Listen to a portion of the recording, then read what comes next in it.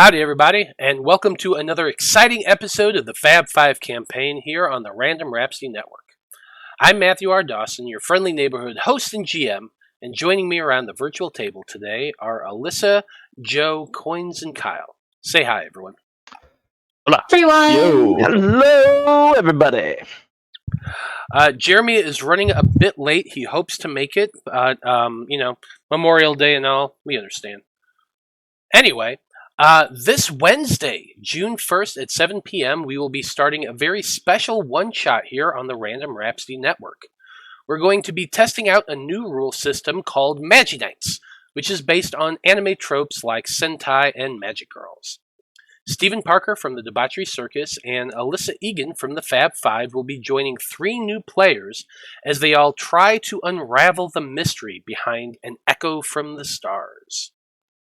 You can check out the Magi Knights Kickstarter at magiknights.com, that's magi-knights.com, to learn more about the system we'll be playing, and you can keep up to date on all of our scheduling by following us on Facebook as Random Rhapsody TV and on Twitter as @random_Rhapsody. Okay, that should do it for the announcements. So join us as we dive into the world of Loroupa and continue on with the adventures of the Faab Five.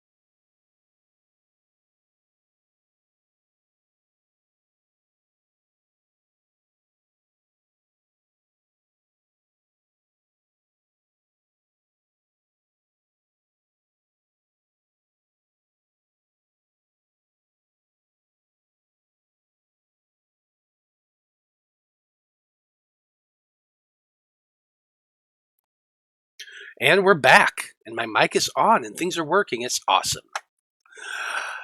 So when we last left off, the Faab Five had spent a very large portion of their evening making an even larger disturbance in the city of Revancia. The group had stolen some horses from the local racetrack and had charged them through the city streets, making as much noise as humanly possible.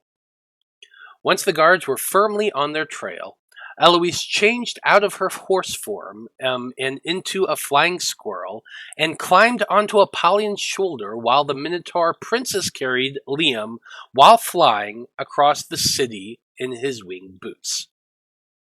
It was no doubt a fascinating thing to see for all the guards in Revancia looking for whatever the hell that disturbance was, to see a dude just flying across the skyscraper in the middle of the night. But hey, whatever. Blood from a Stone spent some time spreading disinformation about the Furbog senator with the help of some very well-paid members of the Thieves Guild, while Necthros Veil headed back to the Conclave to try to get him some rest. Eventually, the entire party made it back to the safety of the Conclave grounds, where Eloise cast Scry once again to discover that Mitchell was observing preparations for traveling alongside an elderly gold-scaled dragonborn as well as the High Priestess, Ivek Abir, who eventually gave the enchanter an amulet to prevent the detection an amulet to prevent detection to end the druid sprying once and for all. I said that really weird, but that's okay. Eloise and Vale also tried to contact Mitchell through sending, and while they did learn that where the cultists were going, They also confirmed that their enchanter friend was firmly under the control of the cultists. And so, Faab Five. As exhausted as you all were, your group decided to remain inside the conclave and take a long rest. Upon awakening, you were shocked to discover that 2 blue dragons had been spotted leaving Abir's villa and flying in a southwestern direction away from the city. You are also reminded that Sashanel Borntol, the head archivist of the Valena Conclave, was requesting your group for a specific assignment, and also that the Conclave's master martial artist, Master Ohm, had also requested your group for a mission of special significance. Finally, you all learned that a bounty had been placed on your heads here in Revancia for your suspected involvement in the previous evening's events. But you also learned that the Conclave itself had disavowed any knowledge of your group and told the guards who came asking that you weren't there. It seems like a group of archaeological treasure hunters ain't ones to snitch, so that was nice. So as you all sit there in one of the Conclave's meeting rooms after meeting with your liaison and you're considering your next move, a question does come to each of your minds, and I forgot to pull it up, so let me look at it real quick. It looks like you rolled a 70. So the question of 70 is, what is your character's biggest pet peeve? That's a good one. We have not done that one yet. But you know what? Judging by the look on Blood from a Stone's face, I think he wants to go first. So, Blood from a Stone, tell us, what is your biggest pet peeve? I think it would be painfully obvious. Don't go screaming who the fuck we are in every town we go to. Plain and simple. Shut the fuck up. We are dying almost every time. It's my way. I just want to fight. Hey, who said I was singling you out? It seems pretty specific. Yeah, I feel like that's pretty damn specific. Also, when we're in a place where people are secretive by nature, let's not try and make friends with everybody, okay? What? Why wouldn't I want more friends? Yeah. Anyway, these people don't want to be your friends, though. That's who? How do you know? They tried to. They threatened to kill us. A lot of people threaten to kill us. Now that is very true. And we usually kill them. So what does that say about us? All right, let's do. But yeah, stop shouting our names, please. That's all I ask. Well, with that in mind, Apollyon, what's your biggest pet peeve? Not shouting. When people don't know my name, I deserve to be walking through these streets on rose petals and gold coins for the Golden Boi. Bastard. And they know my name. Yes, that is definitely what Apollyon's pet peeve was. I knew it the moment I said his name. I love it. Big red asshole. Yeah. I absolutely love it. Okay. Liam. I'd like to think that that's like 100 times they've had that conversation, and it never seems to sink in for him. Oh, yeah, at least. Liam, what's your biggest pet peeve? My biggest pet peeve would have to be someone who refuses to have a drink with me. Never wants to have a drink with you. Yeah, that would be a pretty big pet peeve for a drunken master monk. I dig it. Eloise, how about you?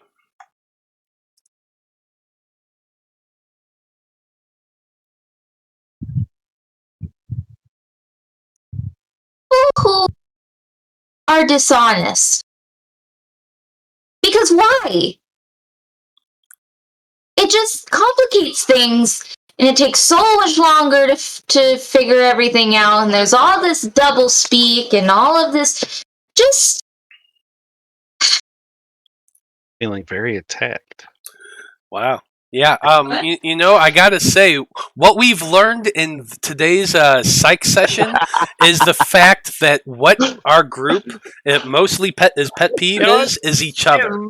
I think I'm their pet peeve. You know what? I just saw Necthros Veil step into chat. Veil, are you with us? Yep, here, just finishing washing up my hands. Awesome. Well, we're doing the question of the week, and the question of the week is, what is your biggest pet peeve? So close us out, buddy. What is your pet peeve? Yeah, obviously, the living in general. The living in general? So you yourself are your biggest pet peeve?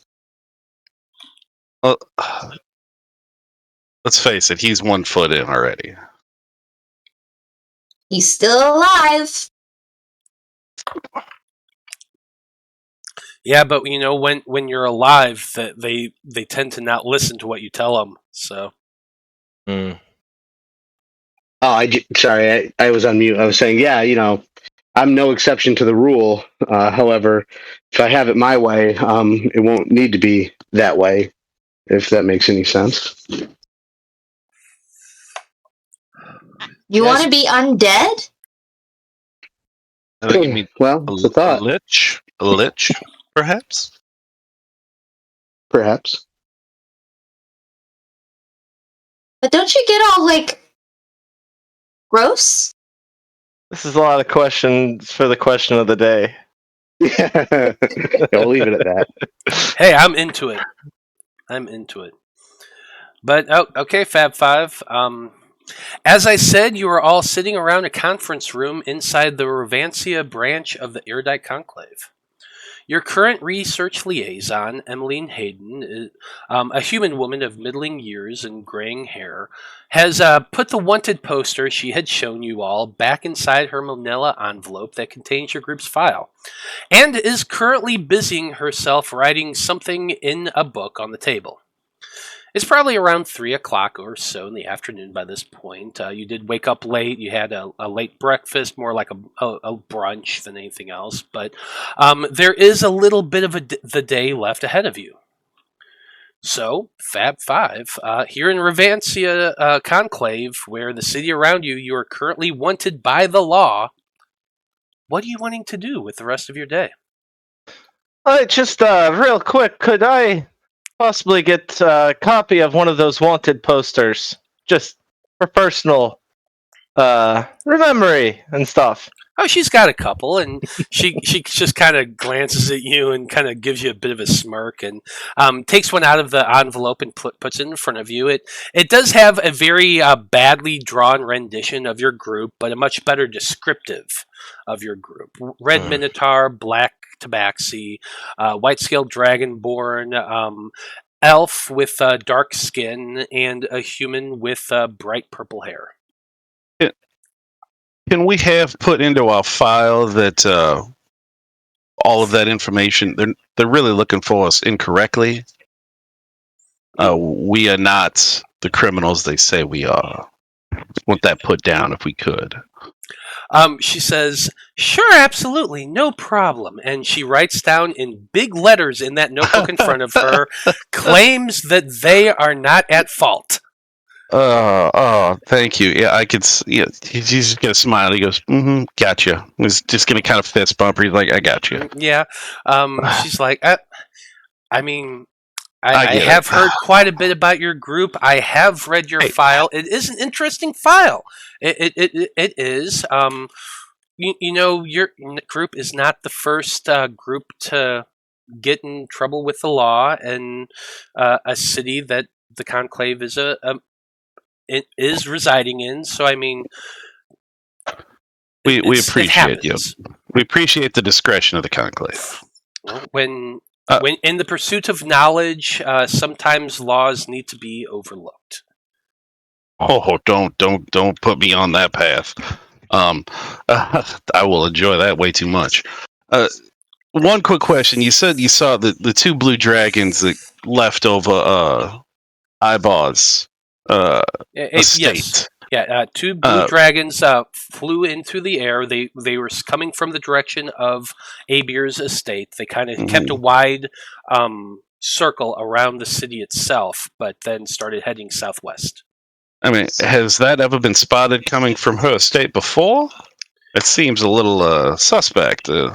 No, this is actually the first time that this sort of thing has happened, which is why it's creating such a stir. Well, I mean, she's definitely involved with them. I mean, hell, maybe she's one of them herself. I don't know. I've One of never them, met you mean her. a blue dragon? Can they not powerful enough? Can they not take other forms? I mean, I'm sure an old enough and powerful enough one could. I mean, they are we dragons. met a half dragon, so clearly he was something happened there. He's not all dragon. You're speaking of the general of the Dreamer army. Of his Grove. Umbridger. He's kind of thumb it behind. He goes, yeah, of his Grovey Bear, Mr. Groverjaw. He's definitely not a full Grovey Bear. dragon. Well, speaking of Grovigar, Mr. Umbridger does have an interesting file on all of his own. We do know that he was a former champion of the Gladiator Arena in Rowena.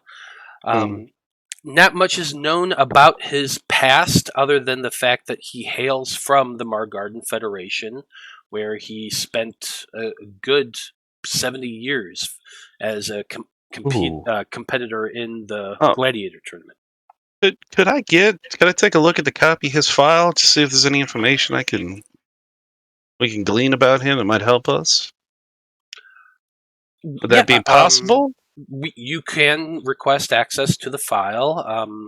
Given your level of involvement with the Dreamer cult, that shouldn't be an issue. Another thing. Now, this might seem strange, but do you happen to have a copy of the handwriting of Ivek Abia? I just go with it. If you happen to have the handwriting, it could be useful. She shrugs her shoulders and says, I don't know that information myself, but I can put somebody on searching for it. I would appreciate that. Okay. And you want to you want to read Grovigar's his file, yes. Umbridger's file as well. Any information we can get that would help us deal with him.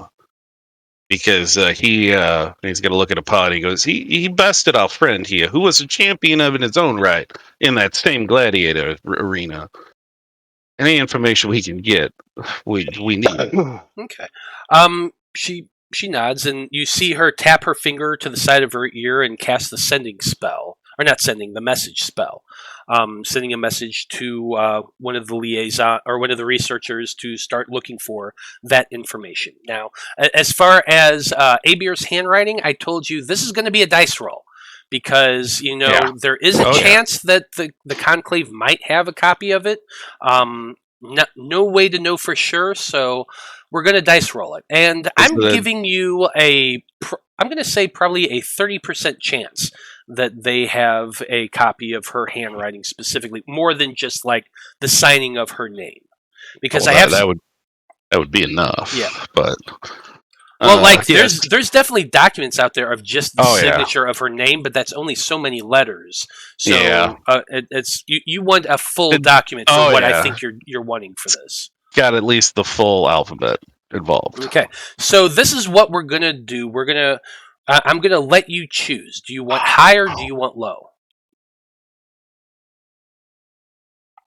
Yeah, we'll go low. Low. D100 roll. If it's 1 through 30, then yes, they have a copy. If it's higher than 30, no. Oh, so close. So close. That was so close. Unfortunately, after about 30 minutes or so of waiting, a researcher does arrive carrying a small envelope. Or not an envelope, a file. They tell you that this is Grovigar Umbridger's file. We don't have a lot on him, but we do have a little bit. Unfortunately, we do not have any large documents of Abir's handwriting. Apparently, she, for the most part, has other people write her stuff, and then she signs it. Like whenever it's official Church of the Five documents and things like that. They do give you a couple copies of her signature, that they have on official documents from the Church of the Five, but unfortunately, that's probably not enough to to write a full letter. But she does use a ghostwriter at times, and then she signs it. That could still be of use. Mm-hmm. You know what? We have somebody else. We have copies of somebody else's handwriting that she is involved in. So this could still be good. So there you go. So write down that you do have a few copies of Abir's signature, and a few documents that just that are just Church of the Five regular missives or documents. All right.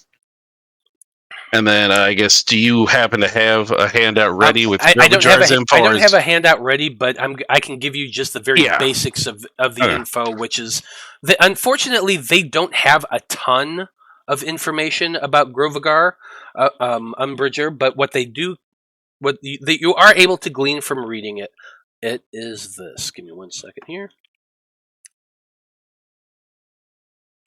You can tell Liam's getting a little impatient with all this research talk. Mm-hmm. It'll be over soon, buddy. I promise. And he's gonna he's just gonna sneak into his bag, and he's just gonna pull out one of those bottles of whiskey he still had. And he's just gonna hold it to him. He goes, "Dude, we're gonna need this. So you need this. I need this." And he's gonna point to her, and he's just gonna give you a bottle of whiskey.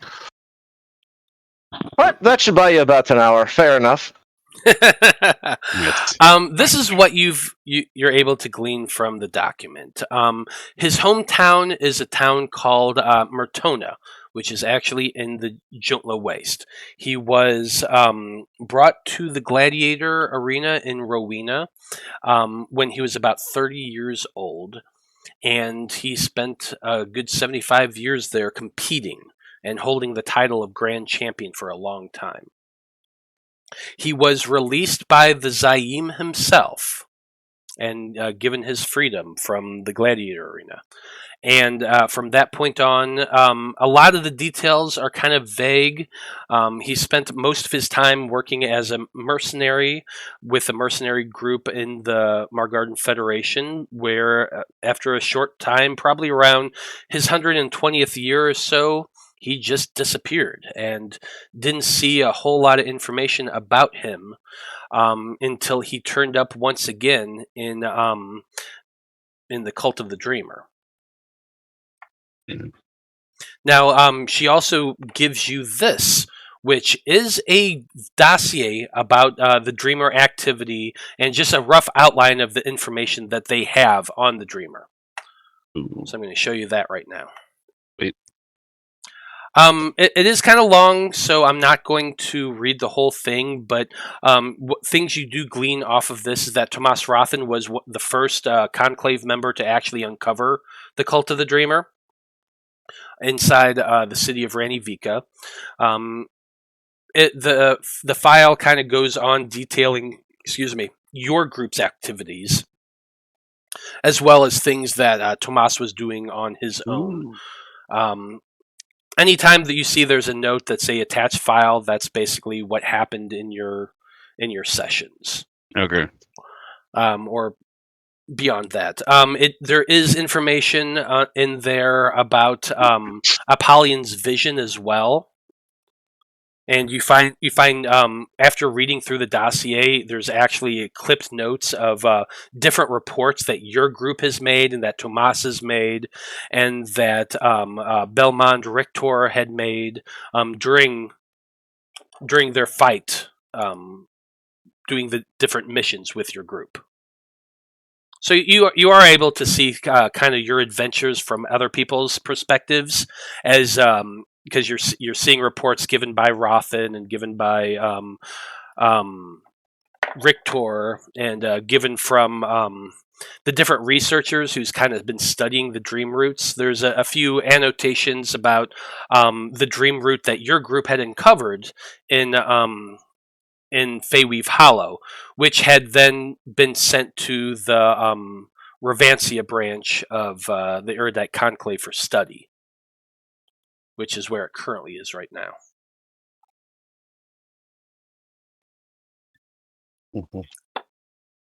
Ooh.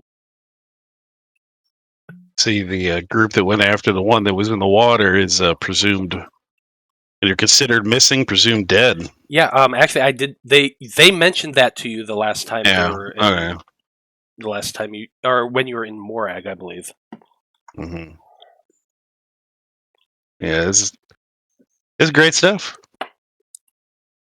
See, he's good. He's gonna look. He's like, this is good stuff.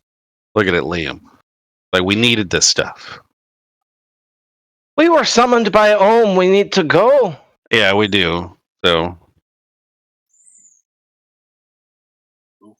I appreciate all of this. I say he's just gonna go back to reading everything he's got and go. Anybody else wants to do something, they can do something.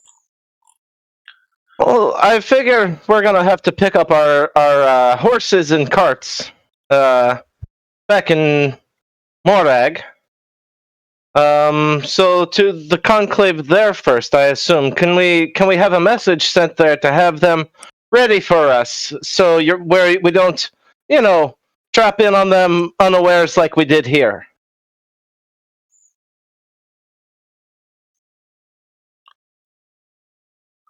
Who are you asking that to? The lady that's been giving us all this information, I would assume, our concierge chick. Yeah, your liaison.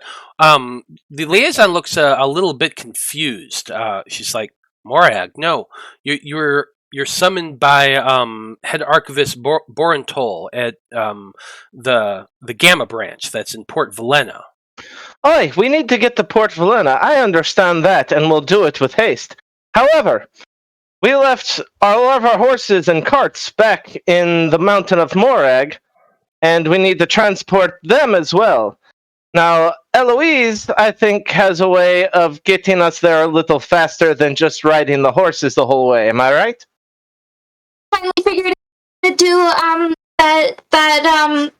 that spell that my affair did, the where we walk through trees. She's like, so The one tree that's over here and another tree that's way, way, way over there, and you can walk through one into and out the other one. That spell. So you're wanting to teleport to Morag, and then head out of Morag to collect your horses and things, and then walk through Transport via plants through to Port Valena. Port Valena, yes. Okay. Yeah, you can absolutely do that. There is a tree outside of Morag, so that isn't a problem. The one we used to get there. Yeah, the one you used to get there. You have been to Port Valena, so you'll probably have to spend a couple scrying spells to try to make sure there's a tree big enough for you to transport to Port Valena. What about that the night that me and Eloise and Blood were after Bayleaf Hollow and all of that, and before she had attuned to the staff where she was really upset. Weren't we walking through a park with big trees through it? Yep, you're absolutely right. You did go through a park, very well remembered. So yes, you could very easily use that spell to transport yourselves into the park with all your stuff. Okay. Well, I was just going to ask, do I remember there being a large enough tree in that park? You know what? I'm going to leave it up to chance. I'm going to roll a d20. If you can beat a 13, because you did spend a lot of time there. If you can beat a 13 on... this is going to be a wisdom check. Okay. And if you can beat a 13, you definitely remember a tree large enough inside the city to transport to. Okay, so I'm just rolling wisdom? Yep, wisdom check, DC 13. Okay. 11. Jeez. Yeah. Unfortunately, even as wise as Eloise is, most of the trees in that park were pretty thin and pretty small and not big enough to get a horse through.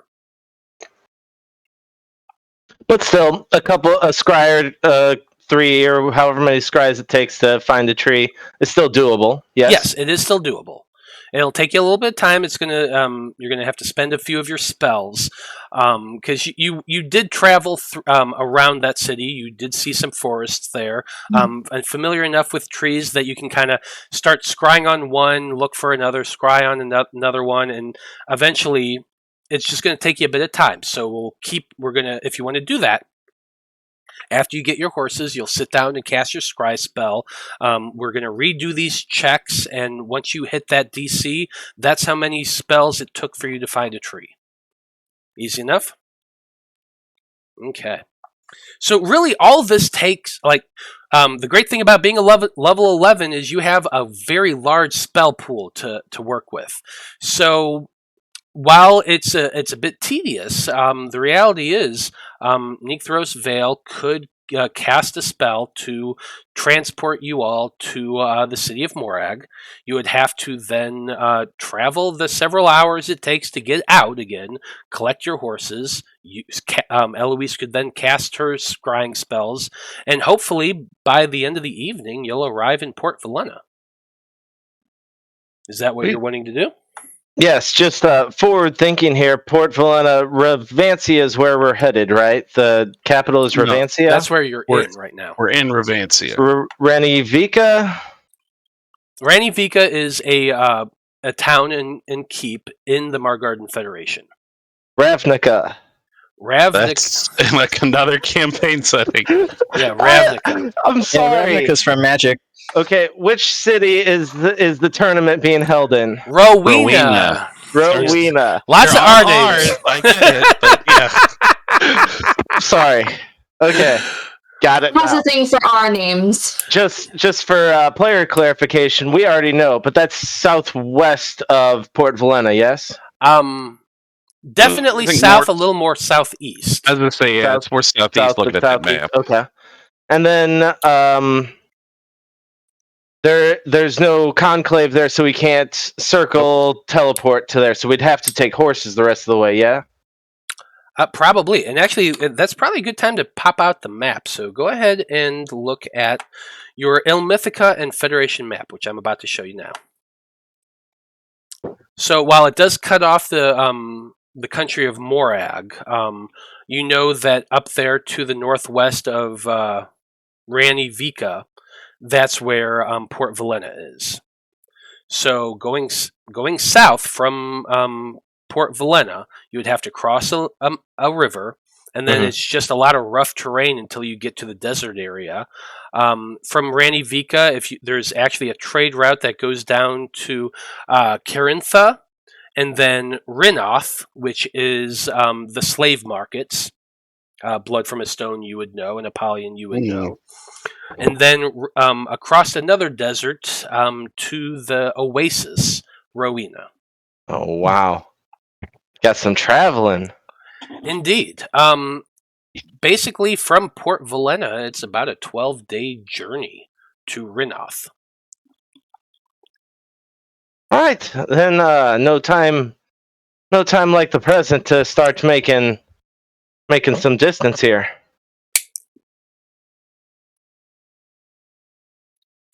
So, can we send a message to Morag? And everyone just kind of looks over to Necthros Veil. Message or what? Sorry, as Necthros is in his spell books. In order to remind you, last time you sent one of whatever the spell is called, you told me to go fuck off. So maybe that refreshes your memory just a bit. Oh, indeed it does. So, what would you like?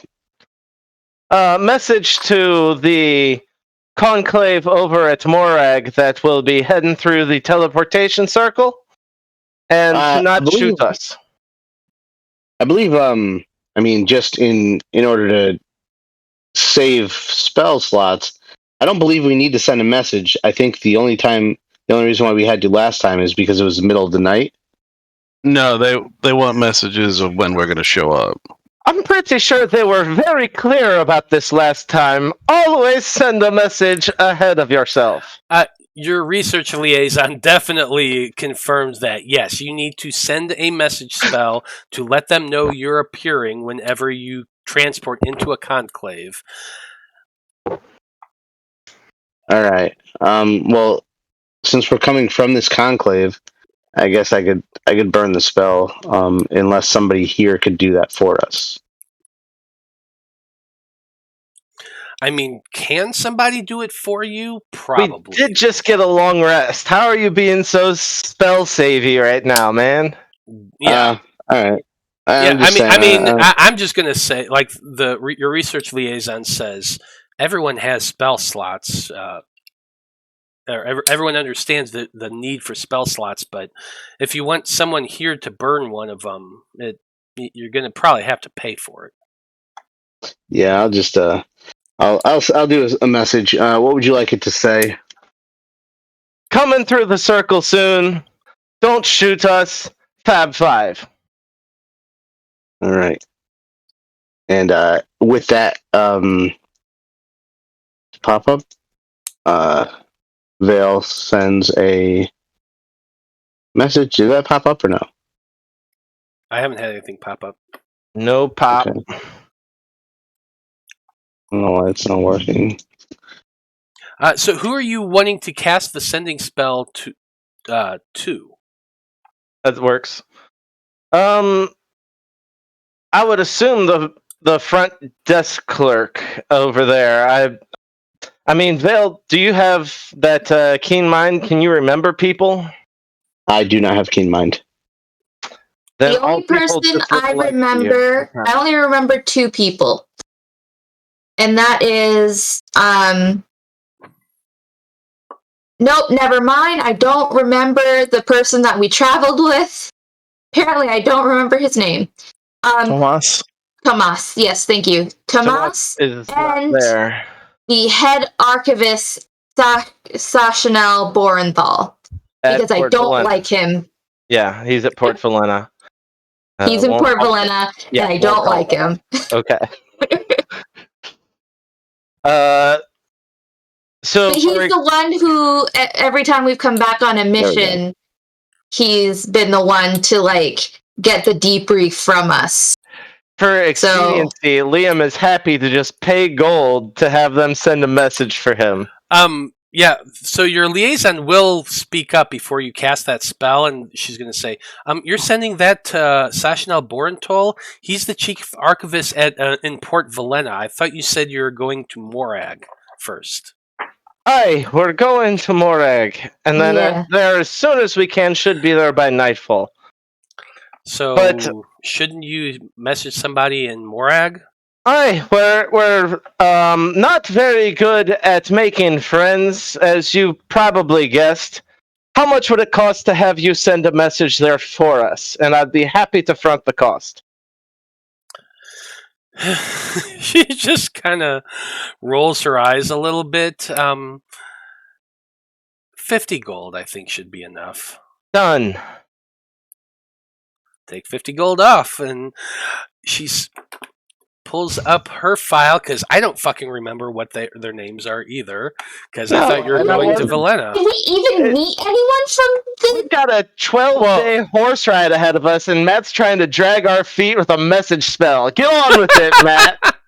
Hey, your own fault, not me, buddy. I paid the gold to speed it up is what I did. I don't care about this guy's name. Well, you actually did meet somebody in Morag. Melmond Fumner was your research liaison there. Melmond Fumner. Okay. Yep, that's who you met there.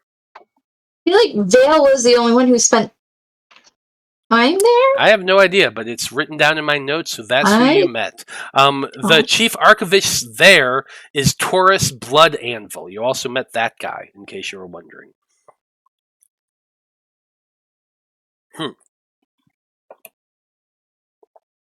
But yeah, and just in case you were curious, yes, I am just as bad with names in real life as Eloise. I believe that. But you know what? Yeah, it takes me like a while of interacting with somebody before I learn their name.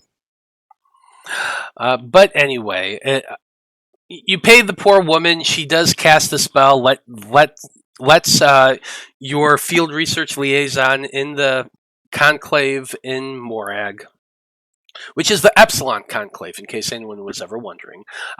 She lets them know that your group is making your way through Morag. You go up to the circle. Well, actually, no, you wouldn't have to do it because you have to cast the spell yourself anyway. So, Now, Veil, will you be willing to actually use your spell here, or do I have to spend some more money to get one of these poor souls to help us out, more than our own teammate will? You can tell Liam's getting a little frustrated with you. Yeah, and with annoyance as well, Veil says, again, I have no problem casting these spells, but they do cost money, and they do cost gold. And I feel like we need to be taking on jobs that get more gold. But yes, I can. Let me see how many.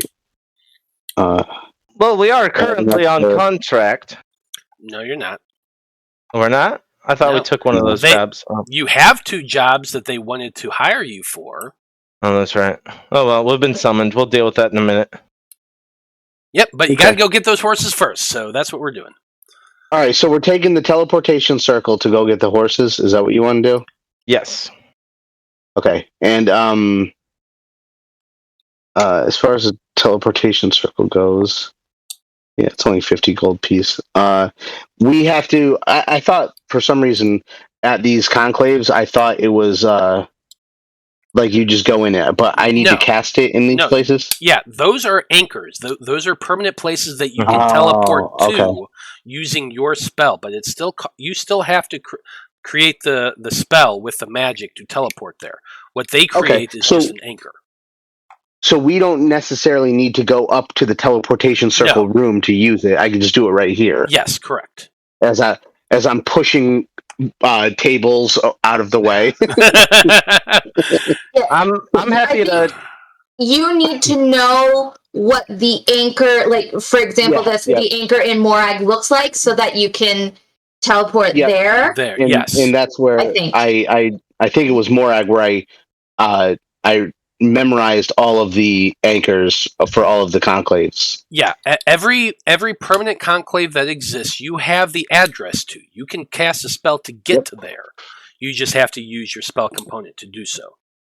I was totally unaware that spells cost money. I'm happy to chip in 10 gold each time you use it if you want to arrange something like that. It's more That's costly fine. Right components. now I have... What was that? I was saying it's more costly components. He has to go buy these components, then he uses the component to cast the spell. So that's why he says it costs money. Gotcha. Yeah, so currently I have 250 gold pieces worth of infused inks with chalks with gems to cast this. So we have right now it's 50 to cast this. We've got 5 uses. 5 times. Yes. Yeah. So with this, and I do this, that is, we have 4 additional after this. Okay. And I'm going to take this up my character sheet. There you go. Yeah. Well, you've got us over a barrel when it comes to that. If you ever want gold for it, we're happy to chip in. Cool. Phil's the only one who met any of the people at the conclave in Morag, because I'm pretty sure I was high at the time. I'm pretty sure you met him when you weren't high. Also, we met him before. Yes, we went through there when that Jortho was still alive on our way to go catch Grood with your dad in tow. And we stopped in the conclave on the way there. So I just burned a level 5 spell. Did I not burn that sending spell or message spell? You did not. He paid. No, for I that. paid for it. You're good. Okay. All right. Okay, we got Smirking All Day. He's a new viewer who is hanging out. He's saying hi to everyone. Anesthetic, our Patreon supporter, is also saying hi, and she's giving Eloise her inspiration of the day. So mark that down, Eloise. You can use that today's session. Yeah, we can use that real well today, especially for Eloise. Maybe to help me find a goddamn tree. There you go. There you go. So here's how it's going to work. Yes, you paid the research liaison to cast sending for you. So she did that. She's let Morag know that you are on your way. So here, Smirking All Day is asking, can he get the story? So here's what's going on. The Faab Five work for the Iridite Conclave. Basically, this world's lore masters, researchers, and Indiana Jones types. They've been trying to track down this Cult of the Dreamer and figure out what the Cult of the Dreamer is trying to do. They've found out that the cult is trying to resurrect the Dreaming Tree and bring the Dreamer back to the world to rule the world once again. They are trying right now to find dream roots and stop the cult from getting them. And one of the dream roots is in Rowena. They're trying to figure out right now how to get to Rowena as quickly as humanly possible. And so they've decided to go to Morag, pick up their horses, then teleport to the city called Port Valena to talk about the missions that they can acquire, and then hopefully start traveling down to Rowena, which is a pretty fucking long journey. And they don't have a lot of time left. Right now in the world... no yes? There's no anchor for the teleportation circle over there? There is... the Erudite Conclave does not have a branch in Rowena. Okay. It is currently the 25th of Faustkra. The tournament begins in 5 days. 12-day journey, 5 days. No problem. We've overcome those odds before. So you redeemed a healing Except taste of surge. grueling, Unfortunately, and we're everyone falling right off now the is healed. Kill the horses trying to get there. It's fine. But I'll just cast, cure wounds and mass healing on the horses. It'll be fine. Yeah, we'll see. But right now you have Veil has cast his teleportation circle, creating a portal to Morag, and you all step through it. As you walk through and get to the other side, you see a dwarf that some of you might recognize. He is a short for a dwarf individual with short, jet black hair combed back with a green ribbon woven through their beard. They wear long brown robes that seem slim-fitting to accentuate the tight features of their body. And Melmond Fumner, your research liaison here in the Iridite Conclave in Morag, says, well, thank you for letting us know of your impending arrival. We very much appreciate that. How can the Conclave help you today?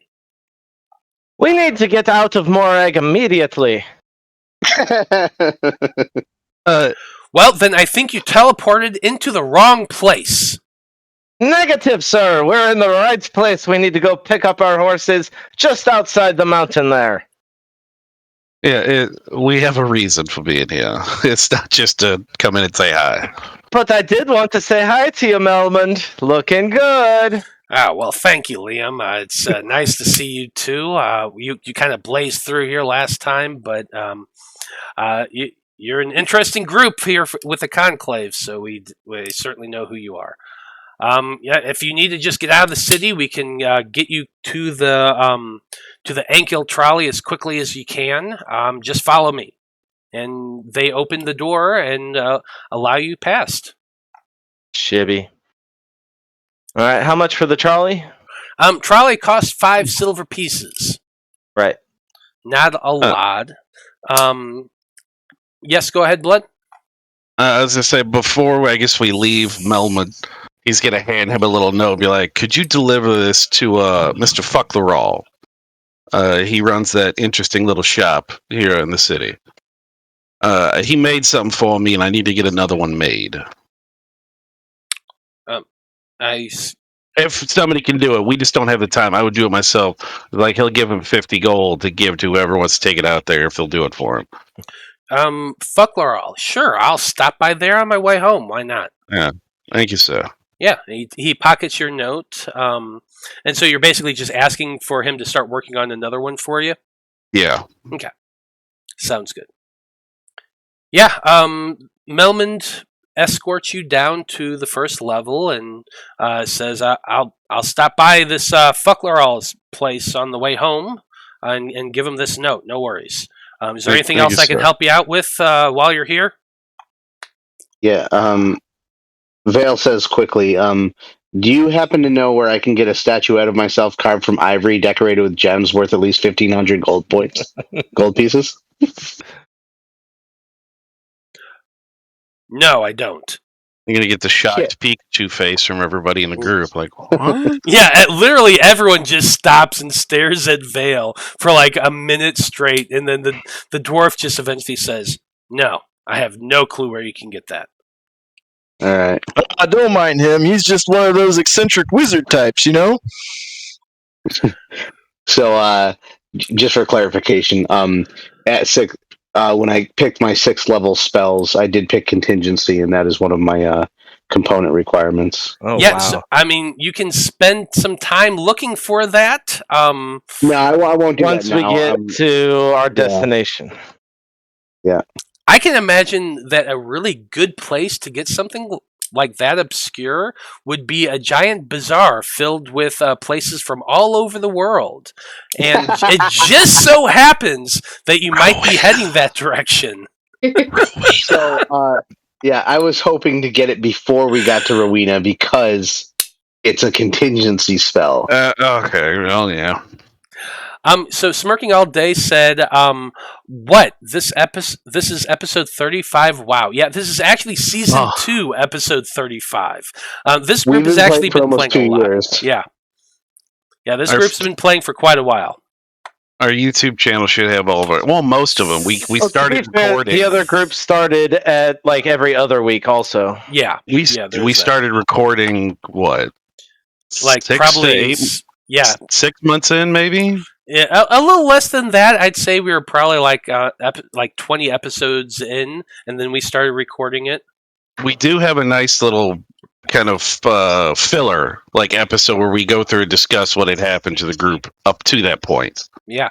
If you want to check out our YouTube channel. We do have a link tree in our About section that can link you to our YouTube channel. Our YouTube channel has all the episodes of both the Debauchery Circus and the Faab Five, and there's actually quite a bit in there. There's a lot of lore. There's a lot of really great, crazy episodes, and you can also see a really good evolution of my editing and video streaming skills because I sucked when I first started up, but I feel like I do at least an okay job of it now. I would definitely qualify you as at least okay. Yeah, mediocre at best. That's what I strive for. Our name on YouTube is Random Rhapsody. And then if you can also just search the Faab Five or the Debauchery Circus, and both of them will show up. And every once in a while, the beautiful Jeremy graces us with his shot on cam. It's true. It's not going to be today. I just got back from the lake, and I'm literally sitting here half naked. I mean, that's a great way to get more viewers. What are you talking about? Get more unsubscribers. Shit. But yeah, check us out on Random Rhapsody on YouTube, and you'll find us. All right, 5 silver onto the trolley. We get to outside Morag. Is there any issues? We paid for 11 days and only used like 2. Yeah, I think probably like 3 at most is what you used. Yeah, we definitely didn't use the full time. However, is there any issue picking up our carts? Has my beer been tampered with? Anything like that? Go ahead and make an investigation check. It does take you about 2 hours to get outside of Morag, and you find the stables that... I cast Pass Without a Trace on us so we can hopefully make it through the city that's an 8. unmolested by the authorities. Well, I'm glad you said that because I was going to... it's fine. Honestly, they're not looking for you in Morag. Yeah, we're golden here. I'm not. No, only Liam got chased up. Right. Never mind. Yeah, well, Liam was told very sternly that, yeah, you probably don't want to be around here very much, but they're not actively looking for you, which does Right. help you Okay. out. And with her casting Pass Without a Trace, no one does pay attention to you, and you do make it out of the city of Morag without too much of an issue, other than, you had to pay a trolley fee. At the stable itself, they tell you, yeah, we do have your horses. They've been fine. We've been taking care of them. They also did tell you at the beginning that you're not getting your money back if you pick them up early. Yeah, we got that. Go ahead and make an investigation. You did so. That's a 13. That's an 8. I don't have advantage. That's even better. So yes, when you open up those carts, you pull back the tarp you put on them, and as far as you can tell, nothing has happened to that beer. All right, but for my my Next stuff trip. here, did they find it? Did they take any? Should I take any off the list? No, you're fine. Okay. They honestly didn't fuck with it. Like, they just put your cart in there, close the thing. It's like, if there's anything that's been opened, maybe a little dust has gotten in, but it's not been too bad. Beautiful. You're telling me an entire city full of dwarves didn't even taste the ale and beer he's been carrying? Well, It number doesn't one, smell the stable good. was outside the city. That was in the trade house. So racist. So just nobody bothered it. You just put it away. You closed it up. Nobody went and checked on it. Awesome. All right, we're on to Eloise looking for trees. You are proficient in brewing, Liam. I am. Okay, so there is one thing I am going to bring up, because you've had beer sitting in barrels in a cart. It's been inside a shed, it's been outside a shed, it's been inside a shed. You would know that while yes, it's probably fine, you're getting to that point, you probably should start bottling it and getting it in airtight containers, because pretty soon it's gonna start going rancid. Okay, fair enough. Drink it all. Anesthetic just redeemed some advantage. Eloise, the next roll you make is going to be at advantage. Yeah, Thank you.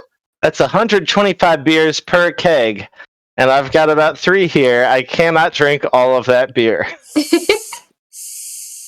Not with that attitude, you can't. Did you make a non-alcoholic version of the beers? Of course not. No. Why would he do that? He's a fish. He's not good. For blood in Veil. I assumed Blood and Veil would drink beer. I didn't know at the time that you were anti-alcohol, and even if I did, I probably wouldn't have. Nice. No, that's canon. But it's probably about 7 o'clock in the evening about this time. It is well night, but you do have your horses, and your group starts working to saddle them, bridle them. You have a cart that you own, a beer cart, and you have a carriage that is. Yes. And I go in and I'm inspecting the carriage thoroughly, and if need be, casting prestidigitation to clean everything. Now, it's been a few days since you've been there, so there is some dust, and I will remind you that it wasn't in the best condition in the world, because Tomas, when he was using it, was attacked kind of frequently. Yeah, all right. But it's no worse for wear than what it was the last time you saw it. All right. So Veil cleans it up, cleans all the dust off, 5 feet at a time. Probably takes you another hour to do so in total. But you can accomplish that while everyone else is getting the horses hitched up to the carriage. Because you have a couple horses attached to. I think 4 horses to the carriage? I don't remember. I don't remember how many horses you had. It was 4 or 2. I think we had 4 total because Liam and Blood have riding horses. I've just got some donkeys for my thing. I'm going to need to swap them out. Yeah. If you have donkeys, it's definitely going to be slower than your cart. Yeah, I'm gonna have to swap them out in Port Valena. Yeah, but but to get through a tree, it's fine. Yeah. Well, while Eloise is looking for appropriate tree, Blood's going to tell to a Veil, it's like, maybe you should tell some people in the port that we're coming and where they need to meet us. Because the last few times we have been in Valena, let's just say people have been trying to kill us. Maybe some friends can be there. Well, then is it a good idea to have people know that we're coming if there are people who are trying to kill us? Well, we want to have friends nearby. How did we plan on go? Are we riding to Port Valena? No, we're transport via plants. Transport via plants. We'll be just outside Port Valena, and we'll walk in through the gate. So we won't need to message. Does the transport via plants include the horses and stuff too? Yeah. It's just a certain number of seconds. Well, so it's open for a certain number of seconds. If you find a big enough tree, you can spread it wide enough to get the cart through. It's going to take some strain on Eloise. She's not going to be able to be up too late tonight because of this. But if you find the big enough tree, that's why the DC is 13 instead of something simple like 10. Because you do have to find a big enough tree to get your carts through. So, with the Outlander background, I'm able to walk us right back to the tree that Barathair had taken us through the first time because I've been there before. Yep, it's right there behind the inn. It's very easy to find. Right. And while we're walking there, I'm talking to Eloise, and I'm saying, no, you got to listen to me. If you want to throw a proper punch, the thumb needs to be outside the fist. It's no good inside the fist. No good. It's like away because it's gonna poke, and maybe I'm gonna break it like this. You're not poking the eye with the thumb, you see. It's the thumb's behind, and it doesn't come into play at all, almost. You'll break your thumb if you have it inside. Really?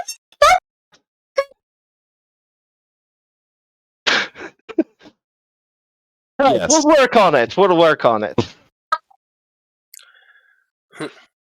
Well, Eloise, let's go ahead and see how long it takes you to actually find a tree.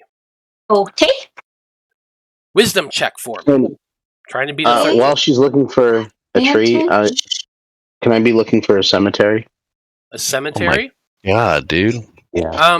How far are you willing to dark as fuck. Yeah, how far are you willing to go to do this? So are we? I'm assuming we're like wagoned up, horsed up, and kind of going through the woods on a trail. Say that again? I'm assuming the horses are hitched up to a wagon. Yeah, you're most likely riding inside the wagon. Sure. Yeah, and we're on a trail. We're right outside the city. Yeah. So no. You guys are. Your horses were stabled in the outer trade city. So there's like a little mini city, just a bit of a few houses, trade houses, an inn, a few residences, that sort of thing. That's outside the city of Morag, outside the mountains. Your horses were stabled at the inn there, and you've spent the last hour or so hitching them up outside the inn. And getting them ready. Eloise is planning on using the tree at the outside of the inn, in the back of the inn, for the spell. She's just looking for a tree to transport to. Okay, I thought she was looking for a tree to transport. No. And then... a tree to transport 2 is what I'm Yeah, looking she, for. she needs to scry on a tree. Yeah, now, logically speaking, there is probably somewhere around here where they bury their dead. I'm not saying that's not possible. I'm sure that it is, because any city that, any village even, if people die, they have to be buried somewhere. Now, most Yep. people are probably buried in the city of Morag itself, which is under the mountain, which is like an hour walk from where you are. But if you're talking about looking for something more local, my question is, how are you trying to find this? What are you doing to find So it? I'm going to take Blood and kind of take him aside and say, "Listen, I've been with you, you warm bodies for too long. I'm really in desperate need of my portable hole and my companions, my other companions. Now, this is Vale talking with the most intelligence, that extremely intelligent. But this is also Vale talking with 0 street smarts. Not 0, but pretty low street smarts and wisdom. So he's going to ask Blood kind of for, he's going to allude that he wants to be raising some minions right now, while Eloise is looking for a tree. And in what Blood's advice would be for this. Well, I mean, I'm all for you getting some new friends, but I don't think these people having their citizens just crawl up out of graves at the moment. Plus, we don't. Where would you put them? Where would you hide them? I mean, I'm getting pretty sick of this whole having to hide. Yeah, but you see, up here, people like yourself are not tolerated. They would probably kill you on sight in most cities. So where we're heading, would I be killed on sight if I had my friends with me? I mean, like I said, necromancers like yourself, they're not really common. I mean, I'm sure. I mean, I would assume that Blood probably heard of stories of at least 1 or 2 somewhere. Oh yeah, the no, Margarden no. The Church Federation of the at the time. Five is 100% anti-zombie. Yeah, They will track down, hunt down, kill Now, anyone who does that shit. in the Federation, you'll probably have a little bit easier time. While the Church is there, the Federation's a little more, I don't know, open to things, especially since it is run by, the Cerulean Syndicate. The Federation and the Syndicate are almost one and the same. So, I mean, you'll be a little bit easier there, and I'm hoping to meet up with... I left Shadows a note. I'm hoping we're going to meet with him in Rowena, and we can get your hole back. Yeah, we need that. And Vale, looking extremely irritated, kind of just goes back into the cart. Hey, if we can't get him to get you one back, I know a guy that could probably track one down. We're going to end up meeting... We're going to have to meet with him in Rowena. I think Kozak can find you one, if we can't get yours back. And that gives Vale a little relief, and he goes back into the cart, or the coach, and shuts the door. Fair enough. Eloise, okay, let's see those dice rolls. Is it Advantage straight on wisdom or like a nature roll or? No, you're doing a straight wisdom check. And this one is at advantage thanks to anesthetic. Yep. Thank you. Yay! There you It go. helps. Yes. Yeah, sitting down, you start just thinking, trying to remember. God, that forest that we were in, I know I passed some bigger trees. And you start trying to remember. When comes to your mind, you cast your scry spell. It focuses on a tree, and with that peripheral vision, you see one large enough that could spread enough to get your cart through. So you're going to be able to teleport via plants and get into the city of Port Valena itself, into one of the parks that are there. So you're not. It's going to cut your travel time down considerably once you're in the city. And I used one scry spell. One scry spell. One scry spell. Okay. That's it. Taking that off. Okay. So, did you say this is taking us inside the city? We're in a park, yeah. Okay. Yeah, in a park in the middle of the city. Got and it. So, let's see. Let's find our Port Valena map because it's been a while. Been a hot minute. I remember that place. Yeah, but you know what? The Conclave is right there. That's that green dot that I'll just show everyone on the map because why the hell not? Right there, there's Port Valena. Right there. And there is the Iridite Conclave. They're probably teleporting like that big. See, if you look to the left of the Conclave across the river, there's this big Near the open watch. trench. Yeah, near the glass docks. Yeah. Yeah, near the watch. That right there. That's the park you're going to be teleporting into. So like 30-minute walk and you're right there.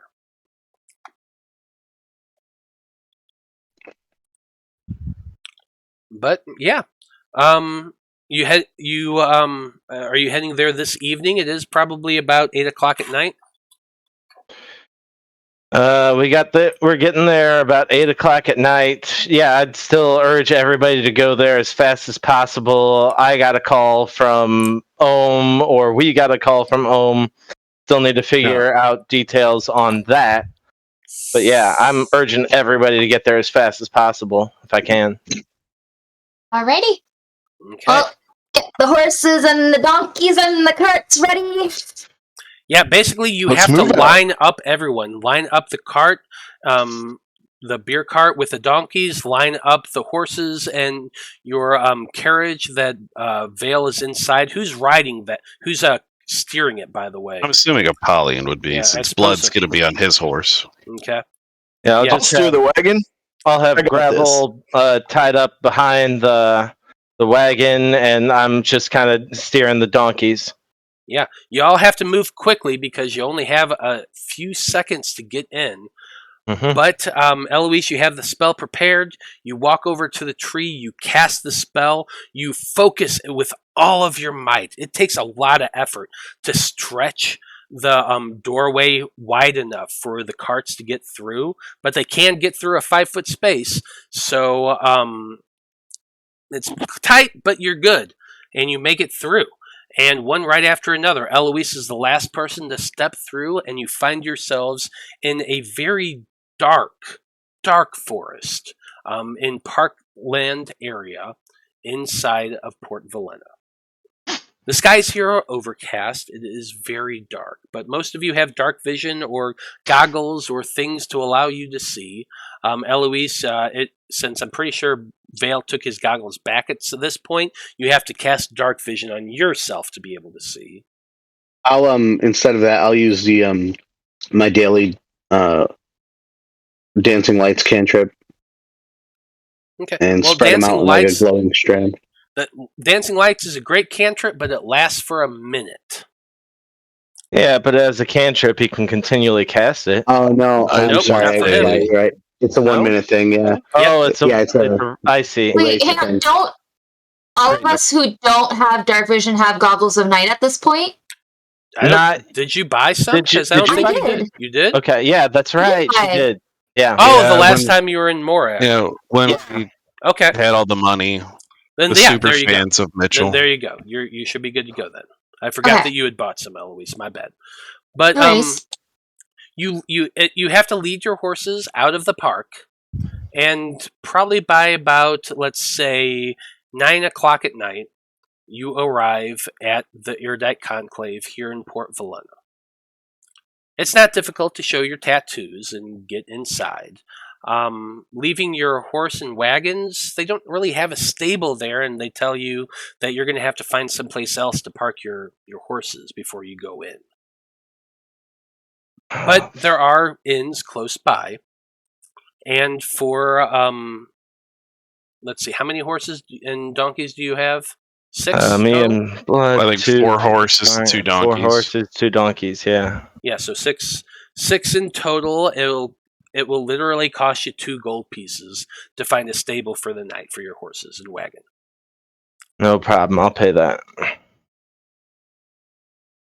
And I think that's going to be a good place to take a break. We'll be back in about 10 minutes, folks, and we'll find out what this group wants to do in the Iridite Conclave here in Port Valena. Stay tuned.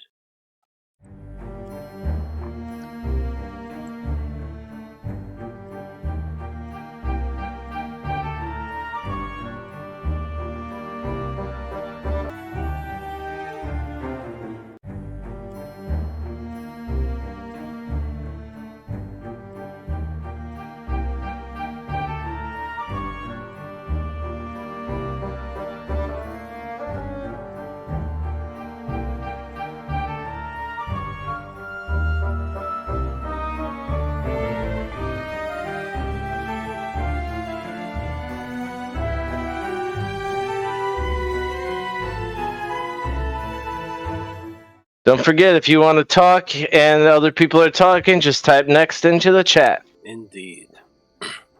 Okay, and we are back. When we last left off, the Faab Five had just returned to the Port of Valena, a place they had been quite a while ago, but it's been a minute. The evening is upon us. It is about 9:30 in the evening when your group emerges from the park and onto the city streets of the busy port town. The air itself smells as it did the last time you were here. A little bit of trash, a little bit of fish. There's a nice cool breeze wafting in from the bay. And lots and lots of music. So I feel like I need to find you a better soundtrack real quick. But as you step into the evening of the city of Port Valena, the town is yours. Where are you wanting to go? Is there anywhere I could find that component I need for the contingency spell? At The small 9:30 ivy at section? night? Probably not. Straight to the conclave, then.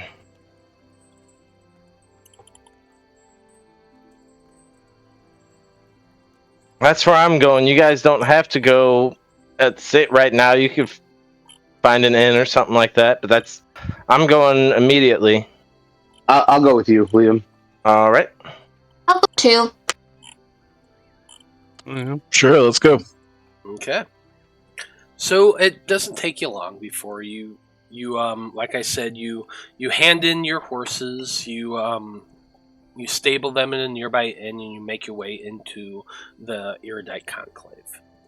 The Conclave in this branch is currently being receptioned by a Dragonborn. Very thin, green scales, who looks up with you with a bit of surprise since you made it past the guards with no problem. And I suppose, what are you wanting to do here in the Conclave here? We need to see the Chief Archivist. We were summoned by Ohm himself. Is he still present? Ohm, Master Ohm. What? And you keep saying something, Blood. What are you trying to say? He'll say he goes, "My name is Blood from a Stone." The Archivist and Mr. Ohm sent for us and asked me specifically because I had asked them to let know what happened with the thing with the elves, and they are expecting us. Okay. It takes her a few moments of messaging back and forth. You know the routine, but eventually you're brought into the office of Chief Archivist Borentol. The small office, you've been in there once before. Yes, Eloise. Walking away. Did they have a tail? They do not have a tail. Dang. Unfortunately, They're you uncommon. look back as you're sitting there, and they have the typical robes that most conclave researchers have. You know, tan robes trimmed with green, but sure enough, no tail sticks out the back as you're walking past. And you kind of do that backwards glance at them. Yeah, no tail. Ooey. But you have met somebody with a tail other than yourself, so that's kind of interesting. That's true. Yeah. The Chief Archivist is, he looks like he's had a long day. when you're finally ushered into his office. You've been in this office once before. Very cramped, very tight. It's a kind of place that it's obvious he works here, and he spends most of his time here, so there's stuff everywhere. But the Chief Archivist, when you see him, looks pretty much the same as the last time you were through. He's an elderly human man of middling years. He is short, with salt and pepper hair that's been slicked back to attempt to hide a balding patch on the back of his head. He has thick sideburns that's kind of bushy, and his eyes are gray, and he's very thin and reedy. His skin's kind of like the type that humans get when they don't go out much. But he wears very fine robes of green and tan, and you notice as he stands up and greets you and beckons you all in that his hands are just covered in ink smudges. Sashanel offers each of you tea as you arrive, and he actually has his receptionist go around and pour you all tea, whether or not you asked for it. She just hands you a cup and kind of does one of those forceful take this and moves on before you can really choose to accept or not, if you get my meaning. But what's that sleight of hand for? To put whiskey in it.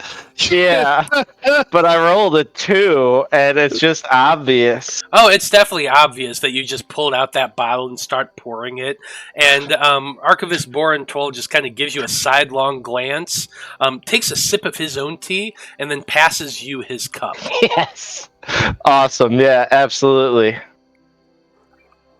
Now, the Archivist says, "Now, I wasn't expecting you here. Well, I suppose I was actually expecting you here a few days ago, but I wasn't expecting you to show up this late at night. So you'll apologize.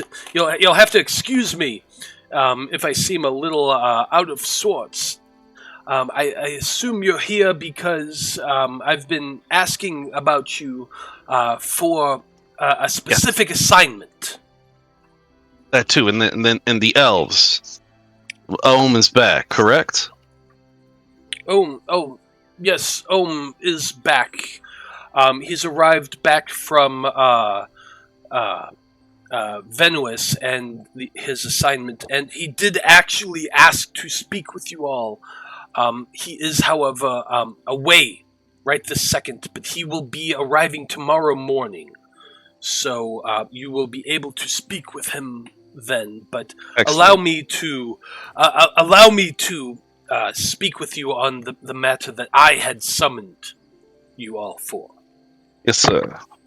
I'm sure you're aware, based on the reports that you have put in, that the Margarden Federation is holding their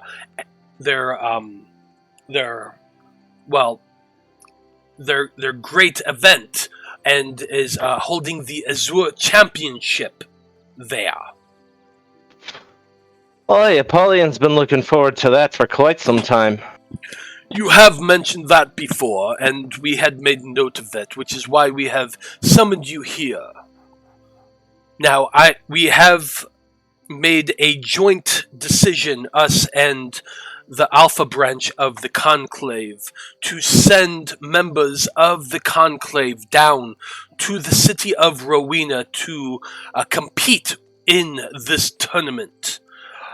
Our hopes is that one of the Conclave members wins and is able to request the Dream Root that is being currently in the possession of the Zaim of the Federation. Well, look no further. The future champion stands before you. He flexes his muscles.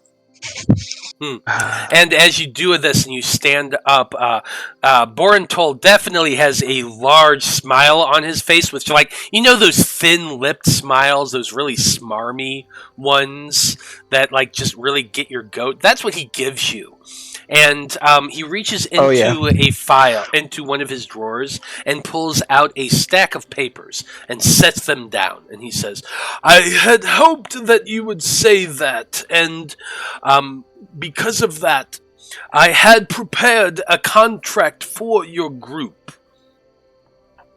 I assume you will want to read it first, of course.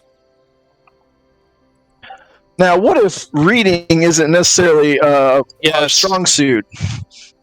Yes, we'll just give it here. We'll take care of it, buddy. And you just grab it and start signing your name right then and there. Yeah. Like, we'll take care of it, buddy, okay? I'll tell you when to sign and where to sign, alright? Sounds good to me. He's a doer more than a reader, sir. Of course, please take your time and read over the contract. These are the standard contracts for all of our field researchers. But the mission is as simply as I can put. I'll give you the TLDR. And that is that we are sending members of the Conclave to the city of Rowena to participate in the Azure Championship. Those who manage to win the tournament are required to request the Dream Route as its prize. Participants of the tournament will receive 1,500 gold pieces. Subcontractors of the Conclave will earn 750 gold pieces.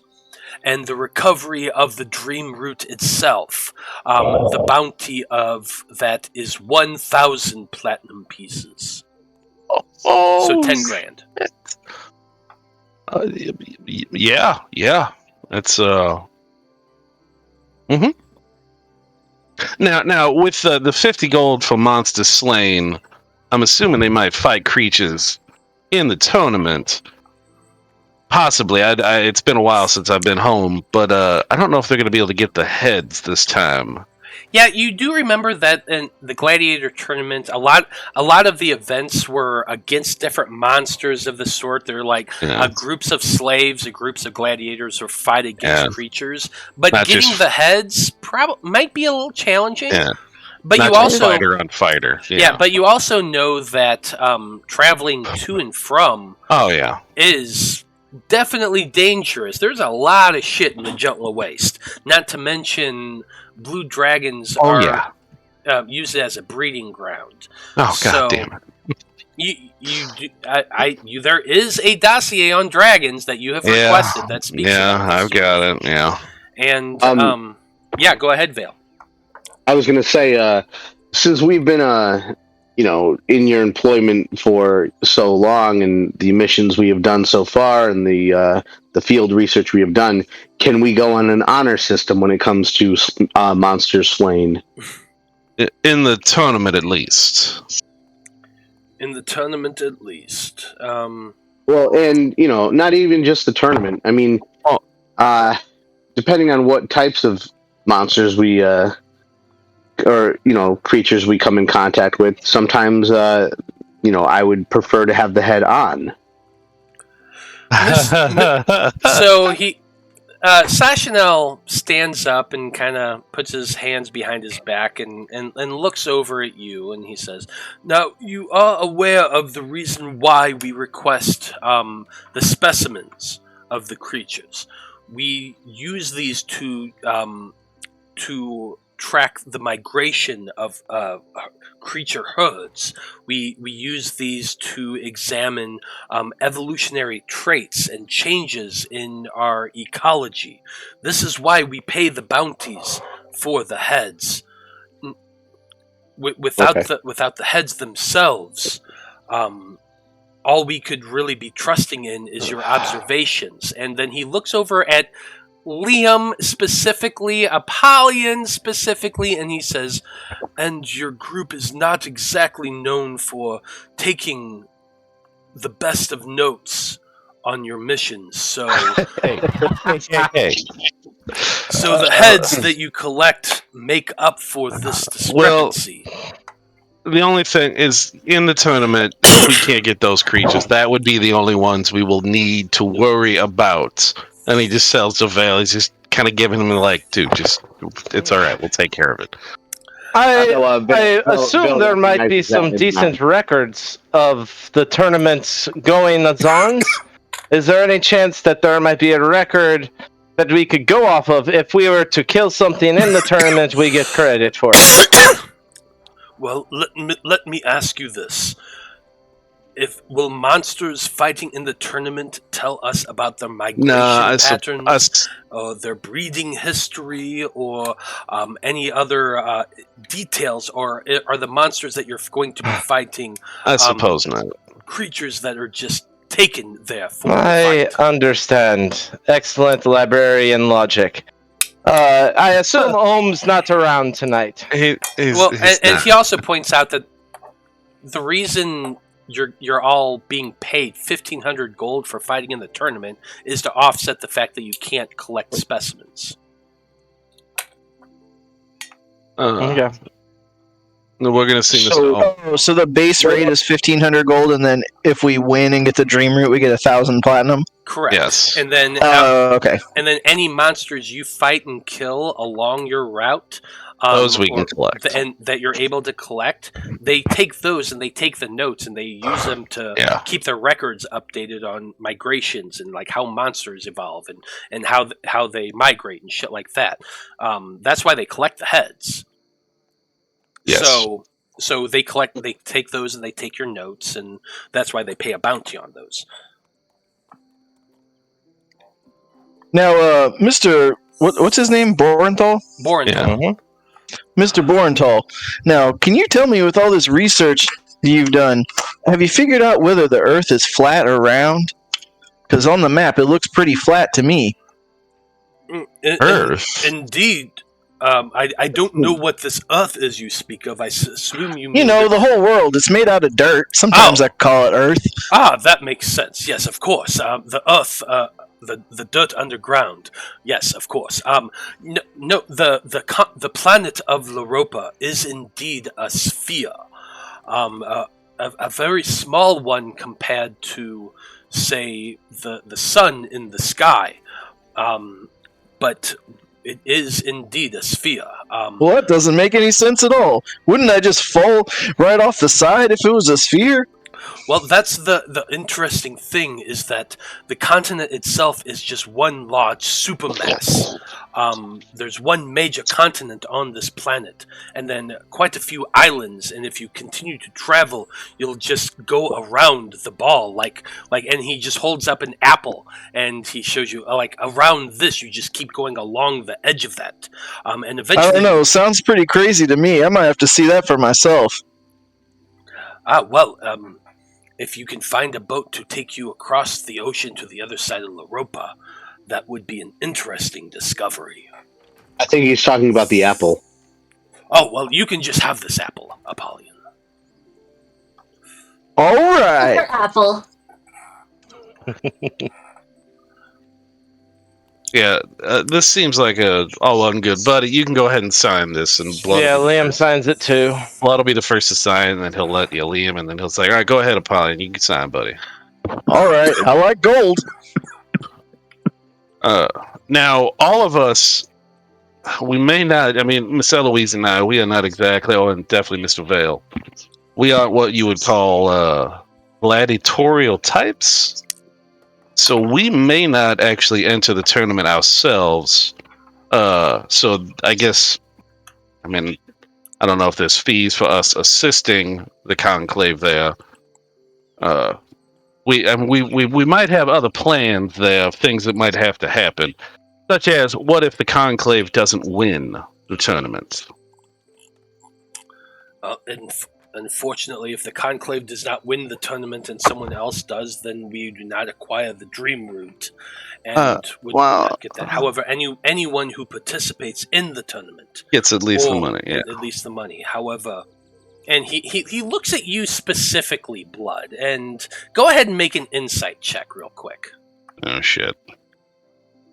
I get insight's pretty good though for Blood. Make sure. Yeah, well, you say it was shit before every roll. It's like you're. Yeah, but I'm just wondering why he's. It's a 21. Wondering why he's looking me up and down. He's looking at you, and he kind of gives you a very pointed look as he says, However, the dream root is acquired, that group will receive the bounty for it. Okay, that's why I was getting to. But those who participate in the tournament will receive the additional payment. Good. So Conclave members who participate in the tournament receive 1,500 gold. Subcontractors, like Eloise is technically a subcontractor. Yeah. She would get 750 if she participates in the contract. However, anyone who just acquires the fucking dream root gets 1,000 platinum pieces. He gets what Blood's laying down. Wink, wink, nudge, nudge. Yes, exactly. Exactly. See, we're on the same page, yes, sir. Well, once you all sign, he tells you, now, unfortunately, there's no way to get you to the Margarden Federation quickly, or to the city of Rowena quickly. We do not have a teleportation circle established in that country. However, if we had a wizard who is willing to spend the year making one for us, that individual would be very well compensated. And he looks at Veil.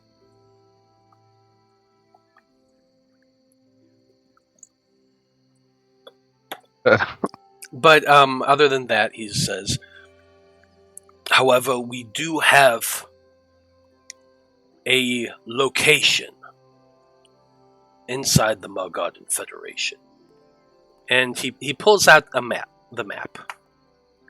And if you pop up this map right here, you should be able to see it. He points to a spot just south of Quarintine, inside the hills, just to the south of it.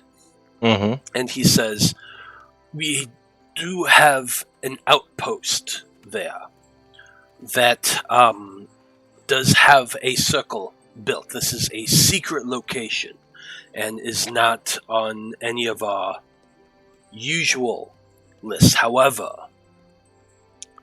we could allow you to transport to it there, if that is something you wish to do. It is as I said. Oh, look at you with the secret teleportation circle. Hey, Blood, you love secrets too, don't you? Yeah, I do, buddy. Don't know why that's relevant right now, but we'll get to that later, okay? Anyway, you were talking about your super secret outpost that he's definitely going to be quiet about, right? He's just looking at Apollyon. I feel like everyone he does the looks at thing Apollyon. where he acts like he zips his mouth closed and then throws away the key. Will stitch his mouth. Yeah, literally everyone in the room is looking at Apollyon right now. I mean, to be fair, that location is not his name, so it should be safe. Just don't tell him the name of it. That's all you need to. That right there will be good. We have an observation outpost outside of Quarintine that we have over the last year recently finished a teleportation circle to. Perfect. This is because, as you know, the Margarden Federation does not allow our presence there. And if this location would be discovered, the researchers there would be slaughtered immediately. We will keep it in our back pocket, so don't worry about that. I'm good at keeping secrets. I feel like Sashanel should probably write in a provision that if you get this outpost destroyed, you won't get paid. I don't know why I think that. I think the understanding is become immediate enemies of the Conclave as opposed to like good friends. But it's unspoken and it doesn't need to be spoken. But anyway, So if you want to be teleported, you could get somewhat close to there. However, teleportation circles don't work on everything, so there is that to consider. Yeah. But other than that, once you all sign the contract, he tells you, now I do have a bit of information about the tournament. As you know, Apollyon, you have fought in tournaments like these before, so you should be able to tell all of your companions. But yes. it is a gladiator-style tournament. Teams of warriors face off against increasingly more difficult scenarios, usually monsters or fellow gladiators or things like that. Any team who succeeds in winning 6 rounds will face off against the arena's most famous champion, which is why your group was specifically contacted for this mission. You have said in more than one occasion you wish to face Grovagar Umbridger, who is fighting in this tournament. They're going to be doing That's right, I have to win my belt back. And I'm going to put the smackdown on this jabroni. Sashnell kind of smiles at that, and that is our hope. That way you can get the dream route away from the people of Rowena, or from the Zaim of Rowena. We don't know what the Dreamer cult is after, but we have heard a bit what's happened in Revancia. That High Priestess Abir has flown on dragons specifically, and has spoken of that it's heading to the southwest, which is in the path of Rowena.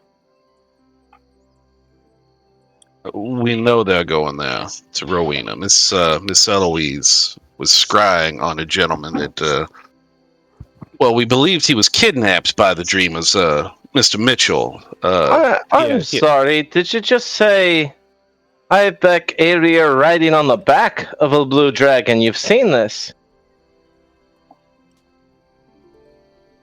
No one saw Abir riding on a blue dragon. 2 blue dragons were seen flying away carrying containers from I thought you said something different there, my bad. Well, maybe I did, I don't know. But we do happen to know that is exactly where they're going. Mitchell, he owned a shop here that was burned down in the port, was kidnapped by Ibeck, ABR. And then Miss Eloise was scrying upon him, and he flat out told us they can meet us in Rowena. So they are headed there for certain. Borentol looks kind of surprised by this. He says, you say Mitchell, you mean Robert Mitchell, who was kidnapped from Port Valena here. That would be the one. I mean, Miss Eloise could tell you a little better. She witnessed his conversations through that spell, but it appears he's... I don't know exactly. It seems like what happened to most of the Dreamers, their supporters, they are... Some kind of a spell is compelling them to be compliant. And that's what we think might be happening with him. We think that he's under a Gaius. Gaius? Gaius? I don't know how you pronounce it. I always think it's Gaius, but I don't know. So Borentol looks to you and he says, Miss Brightcrystal, now you are not a member of the Conclave yourself, but any report you're willing to give me would be beneficial to the Conclave and our research into the Dreamer cult. Okay, so, well, first off, when we were in... What was it, in Siegmund's place? His wife, Trasha? Well, she did this thing on Liam, and it hurt him, and he almost slept for, like, ever. And then... Trasha was so trashy. So I just thought that it was kind of similar because it started off when I was first scrying on Mitchell that they were kind of torturing him and keeping him prisoner, and he was all dirty and beaten up, and they weren't being very nice to him, and he looked like they were starving him, and he was saying that he would never ever give them what they wanted, and then all of a sudden the next time I scry on him, then he's like playing nice with this other I don't know if he was a wizard or an artificer, but one of those really smart types. Anyways, and they're trying to figure stuff out together, and he looks clean shaven and he's in a nice sunny room, and then he's helping them pack up, and then when we messaged him, he called what's her name again? Abier. He called her Mistress Abier, and he asked her what she wanted him to tell us. So I think she has him under some sort of mind control spell, and then I read up on different spells, and I read about the Gaius, and I hope I can cure him if I get close enough to him. Because she gave him an amulet so that I can't scry on him anymore. So this entire time, like, there's just a book open on the desk, and a quill is writing super fucking fast. Like, it's just magically compelled to do this. And Borental, like, I love Eloise's word vomit so much. I know, me too. That's why I always try to prompt you on him. He was trying to follow, and he's a pretty clever guy. But I think even he probably got lost somewhere in the shuffle. And the quill of that pen just breaks at one point towards the end of it. And he's like, oh my god. And another word vomit from Eloise when he asks her to repeat what he missed, because he's gonna fucking do that. But sure enough, the information eventually gets delivered, and some of it yeah, go ahead, Liam. Because he was taken, and when he was taken, my pouch that he gave me that had all of the flyers in it, it exploded in the fire, and then when I tried to scry on Mitchell's workplace, it was just obliterated. And indeed, Sorry. yeah, go ahead, Liam. It's just like you put the quarter in the jukebox, you got to let the whole song play. Yeah, pretty much.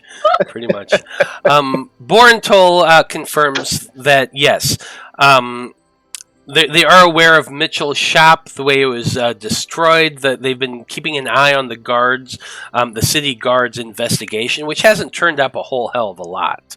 Which probably doesn't surprise your group much, given the fact that it was the Dreamer cult who did this. You do know that's who did it now. So it doesn't surprise you that the guards haven't found shit. But with this knowledge, Borental says, something is concerning me a little bit. Robert Mitchell is one of the finest enchanters in all of Loroupa. in all of the Dwarven Empire. Okay. The Dwarven hegemony.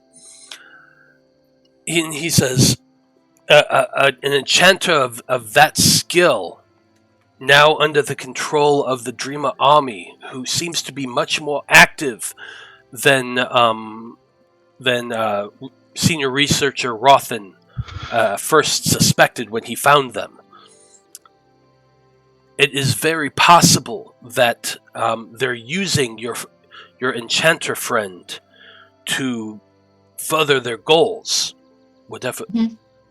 Now, something that you, Apollyon, he looks over at you, had reported was that the cursed crown you encountered underneath the Dream Witness's temple.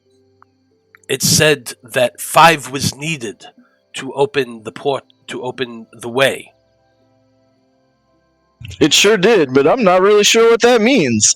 It was just some crazy stuff flashing before my eyes. I told everybody about it. I'm guessing it means 5 dream roots, buddy. Oh, I thought it meant the 5 of us. Could have something to do with it as well. 5 people, 5 roots, but I would guess it's the roots. You have reported that you know they have at least a couple. Your group has seen that they have taken the one in Weston. Apollyon, your vision led to believe that they had found another that was delivered to them in your vision. Is that correct? Yeah, that's what it looked like. Do you know if they have any other routes? Well, wasn't that group that went after the wreck up northwest of here? Aren't they presumed missing or dead? Weren't they trailing after a dream route? They were indeed searching for the dream route. They were attempting to uncover a wreckage at the bottom of the ocean. But as they have not yet returned, and we've tried to scry on them and have not found any trace of their existence on this plane, we can only assume that they're dead. It's quite possible then that they have that route as well. They did. Maybe that is the one that he saw being delivered. We don't know. You all, I assume, have records of what happened last time we went underwater. Well, no, that one we think is gone, buddy. You're right, but I think we've fulfilled our water mission duties, possibly.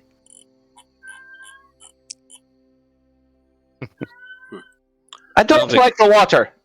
We're not. I don't think we're going to be going after that route, bud. I think that no more Aqua Minotaur for a while. I think that one is the one that they might have gotten. I'm hoping that they only have 2. And that the one we have, and that the one in Rowena would be 4. To be clear, the top of the water, just fine. Underneath, that's where bad things lie. Just It'll be okay, stay buddy. above the water, and we'll be fine. Yes, we will. Oh, but at least when they weren't enchanted to kill everyone, they were really cute. We're getting off topic a little here, people. But they have at least 2, maybe 3. And if they get the one in Rowena, that could be 3, maybe 4. And then we just have to hope they don't find either others or they don't try and come for the one that we have. Well, we turned one into the Conclave, right? That was the one I meant as in we. The one, you did collect one that was from Feyweave Hollow, and you returned that one to the Conclave. That one is the one that they currently have in the Alpha branch in Revancia.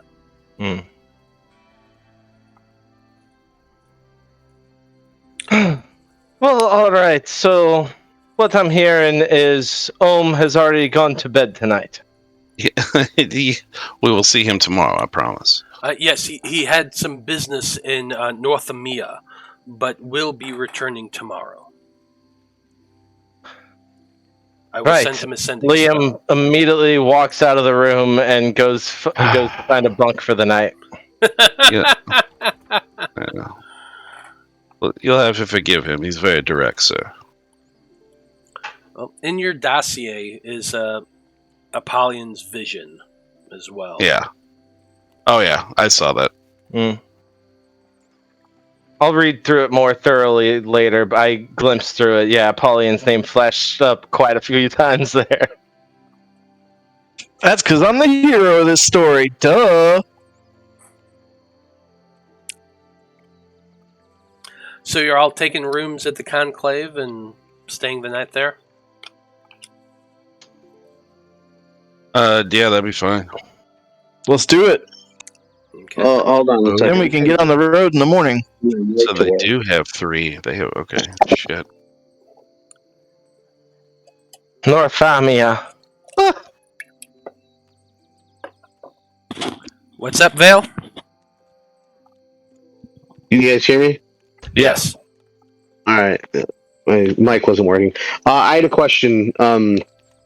If for some reason the the highly unlikely situation where Apollyon doesn't win the tournament again, and he doesn't get the dream root, and it is acquired another way. We get the money. No, I understand that. I heard that part. The question is, I've heard rumor that there were certain safeguards protecting, where the root would be, and it's got some sort of anti-magic field where if magic items are brought into it, it will alert. Do you know anything about that and how to disable that? Unfortunately, no. I don't know anything about a vault in particular, or anything of that nature. I mean, again, do you know of anybody that would know? Not off the top of my head, no. Perhaps we could meet. Perhaps we could meet with one of the assistants, and maybe they can do some. We can do some research to see if we can't find something about it. Maybe somebody has figured something out in the past. Well, just to be clear, we don't have a research outpost in the Margarden Federation because we have no agreement with the Margarden Federation. They refuse our presence there. They will actively kill those who attempt to find out things they don't want found out. Well, does the basically the ruler of the country allow us in to examine the blueprints of his most highly hidden vault? Probably not. No. Nobody's been sneaky enough and survived, is what you're saying. That's correct. Gotcha. Veil, there might be some people I could talk to when we get there that we might be able to figure something out. Fair enough.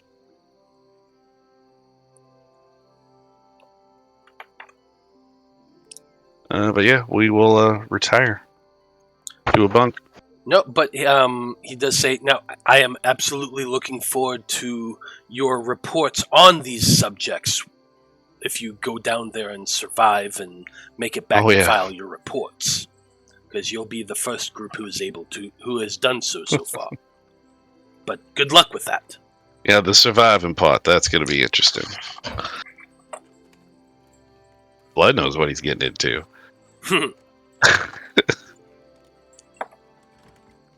Yeah, they don't know everything. But you can go find a bunkhouse and take a long rest. And wake up the next morning, the morning of the 26th. Yes. Real quick, before Eloise goes to sleep, I'm going to ask her to cast Goodberry, and then ask her for 2 of them, please. And I don't say please, sorry. I also don't say sorry.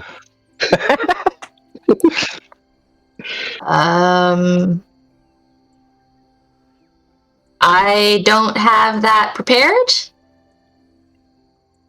Oh, okay. I'll be able to cast it tomorrow if you want me to prepare it. If you can, that'd be great. Let me see. What do I have going on? What does it look like a spellcaster preparing? Is it just something they do in their sleep? I was always confused about that. No, when we wake up in the morning, we go through our stuff and we decide which ones. What we want to remember today. Yeah. Yeah, basically. Like what we want to focus on today. I guess I could replace Thunderwave with Goodberry. Why do you need Goodberries, Veil? None of your business. No, it's good to have them. They last 24 hours, so if you do it at night, they'll last until the following night. So, I was thinking. Well, same goes for if you cast it in the morning. Yeah, but when you wake up in the morning, if you cast it, you're down a spell slot. If you cast it at night before you go to bed, you're not down a spell slot. True. And what do you want her to do? I want to start having Jareth keep one or two in his clutches, just in case anybody goes down. He could fly by and drop it in their mouth. That's a bit of a stretch. So I'm going to point out this. When a bird is landed, they're clutching whatever they're landed on with their claws. They have to do so to maintain balance. They can't fly 24/7. They don't have the energy for that. Hmm. Even a fey creature would have to land at some point. So carrying one in each claw, probably going to get smashed at some point throughout the day. Number two, while yes, they could try to drop it and hopefully a person's mouth is open, but that doesn't mean the person can chew it and swallow it. Disregard everything I've said about Goodberry in the last podcast. Okay. I mean, I'm just pointing out, the... No, that's fine. I mean, your bird already has a ring of spell storing. It's the most badass bird in town. Yeah, what the fuck do you want, dude? God damn. You're the DM. I'm just, in other games I've played, we've done it that way, but I will not argue with you, and this is your world, and absolutely, that's your ruling. I'm just talking, mechanical logic, but yeah. All right. I mean, if you place a couple in his talons before we go into battle, he could fly around for a while, have them, and we could make a roll for it or something. Maybe I don't know. Yeah, I suppose so. I mean, but like just giving it something to carry around all day long, like really? Yeah, I guess that's a much even for a fey creature. Yeah, he's got a point. Yep, that's fine. Anyway. Oh, no Goodberry then. Nope. Okay. You prepare your spells as you wish. Blood could mention that he swapped out Zephyr Strike for Goodberry because he never uses Zephyr Strike, so he has Goodberry now. There you go. Fucking ranger. He can't swap things out because with rangers it's different with spells. Like I would need to get to level 12 to swap out to get Zephyr Strike back again. He's not like a paladin, like they can swap him out every day, or like a cleric or a druid. Once he swaps one out, it's gone until he levels up again. Well, yeah, don't do anything drastic just to annoy Veil. Shit. Wait, so did you say you did or did not? I've got Goodberry now. All right, I would, just as habit before bed, burn all of them. Well, I mean, you can make a bunch and carry them around with you, and yeah, there's nothing wrong Free with that. healing. Yeah. All right. Anything else? Nope. Well, then you can find your beds in the conclave and take a long rest. And probably some point after breakfast, you are summoned once again to another conference room where you all walk in, and Blood and Veil, you're the first two to walk through the room. You do recognize the very short man, completely bald head, wrinkled, gigantic ears. I always envision Ohm as kind of like, imagine old George Burns with a bald head and very, very tan, like orange glow kind of tan. That's what you see when you see Master Ohm. What race is he? He appears humanoid, just very, very tan, but his skin seems to kind of glow a little bit, like with an inner glow of somebody who's just that supremely confident in himself, and it comes out as an almost radiant aura. Humanoid, but like human, halfling, gnome. Like definitely not halfling. He's definitely taller than a halfling. You guess maybe human, but might just at be a the short same time, human? like it's hard to tell. Okay. You can ask him if you want to. Well, as soon as Liam gets in the room and sees this new presence, he immediately bows to the ground, knowing that this is Ohm and fearful of what he might know. Yeah, the little man, wearing tan robes that are trimmed with green with a black belt tied around his waist, just gives Liam, who's just dropped to the ground and is bowing, a very odd, quizzical sort of look. And then he looks over to Blood and he looks over to Veil and he says, well, it's nice to see you again. Yes, it most certainly is. How are you doing? How was your trip? Well, it was interesting. It was interesting to say the least. The elves, the elves actually requested something I wasn't quite expecting, but it's been interesting, and met with somebody in North EMEA that actually has my attention right now. Tortle likes to punch things. Skilled young lady. But anyway, please sit down. I suppose you're all wondering why I called you over here. I'm very excited to hear, sir. Sits down at the head of one table. He looks very supremely satisfied with himself, and he watches your group for a moment. Liam, you're still on the ground. Still on the ground unless he tells me to raise up, yeah. He the rest of you are all watching like this guy is somebody Liam has talked up quite a bit in your own minds. Blood, you've met him before. Veil, you met him before. He seemed more sardonic and kind of yeah, whatever. But you all can't help but look over at Liam, and hasn't looked over at him once. But he says, okay. He pulls out a file from inside of his very large, voluminous robes and sets it down on the table in front of him. Blood, last time we talked, you showed some interest in the elves, and you specifically mentioned ruins to the south. Yes, I did. What was the name of that? Well, we believed that those ruins were Mesro.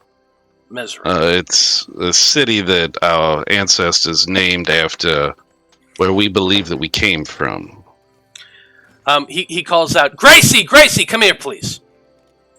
And the door opens up behind you, and a blonde woman, very much taller than Master Ohm, comes walking around, and she walks over and says, "What can I do for you, Master?" And Ohm says, "Find out any information you can give me on," and he looks over at Blood once more.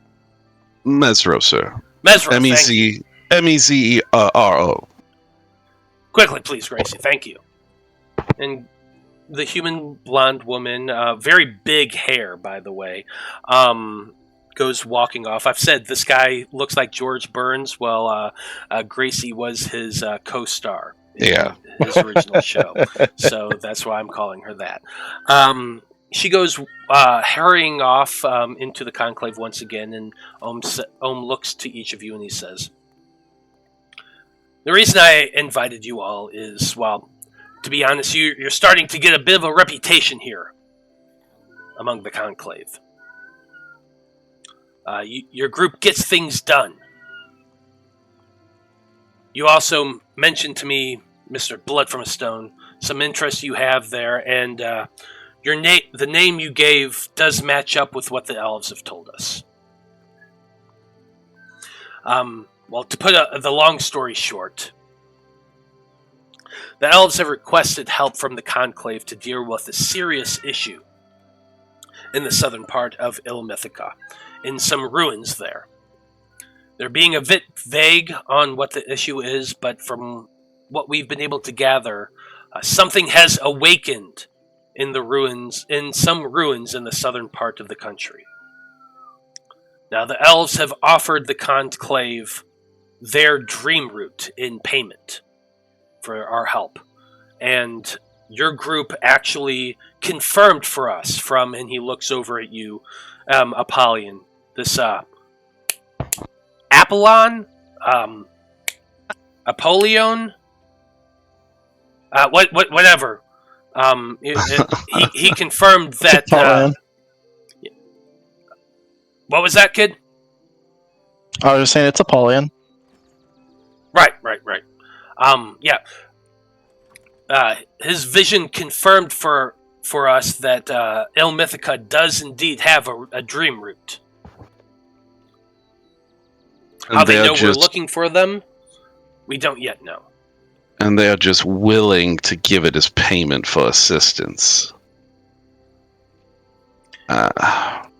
He looks over at you, Blood, and he says, to be honest, I've met the elves a couple times in my life. I've never seen them that desperate before. Did they have any inclination on what has awakened? And when it was awakened? He kind of chuckles and he says, they're not giving us any inclination of what it is that's awakened, but they're serious enough and worried enough about it that they've requested outside aid. So it must be something important. As for when, that we do know. Let's hyperventilating a little bit. They've reported that it awakened during the month of Valentine, which was a little over a month ago. Is that about the time when we killed the Dream Witness?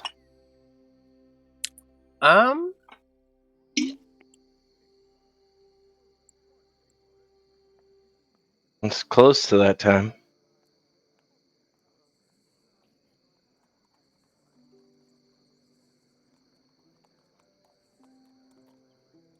You killed the Dream Witness like several days before then. Okay. Or after then. Sorry. Maybe. You killed the Dream Witness in the first of Faustgra, which is the month you're currently in. Okay. And they think did they confirm that these ruins they think the trouble is in? Did they confirm that it's Mesro? Did they confirm that name? No, they have not. They did not give us a name specifically. They did mention the southern part of their kingdom. And what you told me about the ruins you had visited, it aligned up in my mind. That's why I sent Gracie out to find any information they have on this Mesro. I don't trust the elves. I mean, I don't know if I've made that clear. I mean, now, when it comes to outside help, they're requesting it, the Conclave help. Have they said who has to be a part of that help, or will the Conclave just... Are they willing to send specific people? The elves specifically requested that I lead this expedition. Do you need any research assistance? And he kind of he kind of gives you a big grin, you know, one of those big ear-to-ear grins, and he says, well, obviously, otherwise I wouldn't have called you here. Well, I mean, he's probably got like his hands on his knees now. He's like, you have no idea. Yes. You said you were interested in going down there. And your group has a reputation of being able to deal with the bigger things. Your fight against the Dream Oh, Witness. yeah, you know it. Look at this tattoo. I slayed a green dragon. I mean, me and my friends did, of course. You got the killing blow. That's about it. Ohm nods. Your experience with the Green Dragon, your experience with the Dream Witness, your knowledge of the Dream Roots themselves, and your interest in Ilmythica and the elves. There's a reason why I requested your group to come. I want you to act as, well, the muscle of this expedition. When is this supposed to take place? soon. We've been asked to go down and participate in the Azure Championship in Rowena. Would we have time to do that and then come meet you? You do, actually. Oh, God. We have said that we would return to Venuis on the 15th.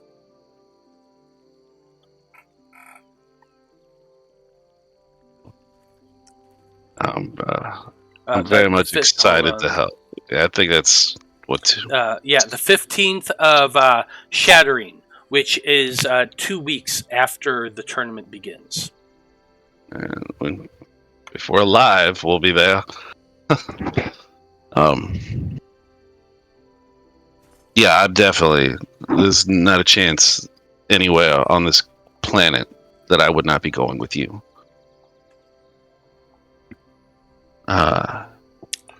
He looks. He tells you. He looks at amongst you all, and he says, "So, there is something we have to make clear here. Heading into Ilmithica is not a sanctioned contract by the Conclave. The rewards for doing this job is the recovery of the Dream Root and entry into Ilmithica and all the information we are able to gather during that time. That is the payment of any who agree to this contract, and it is not a signed contract that will be. It's a more of a under the table hush hush kind of thing.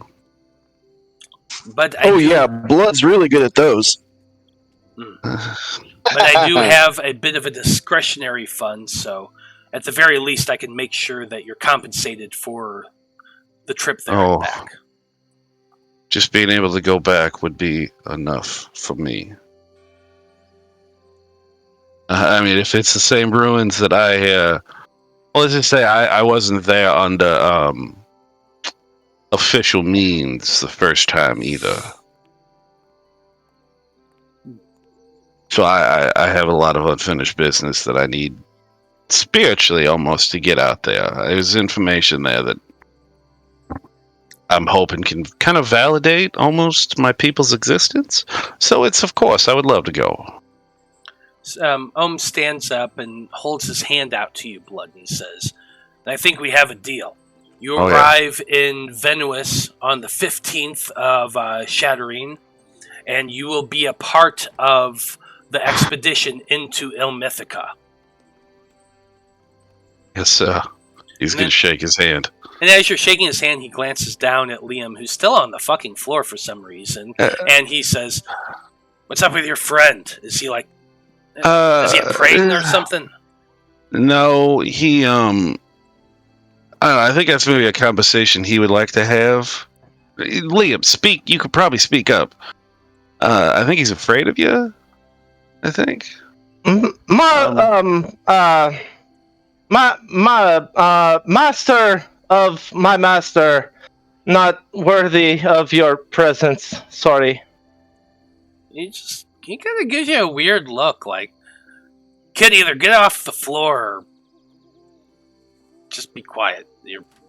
Do you want me to say it, Liam? Do you want me to bring it up? Or he gave me an option, so I get off the floor and I sit down respectively.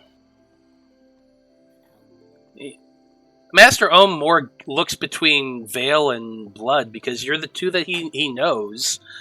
And he's like, he'll look at Liam and go, "Do you want me to initiate this, or do you? Or we can avoid it entirely. Do you want to keep your peace?" That you have an acquaintance in common.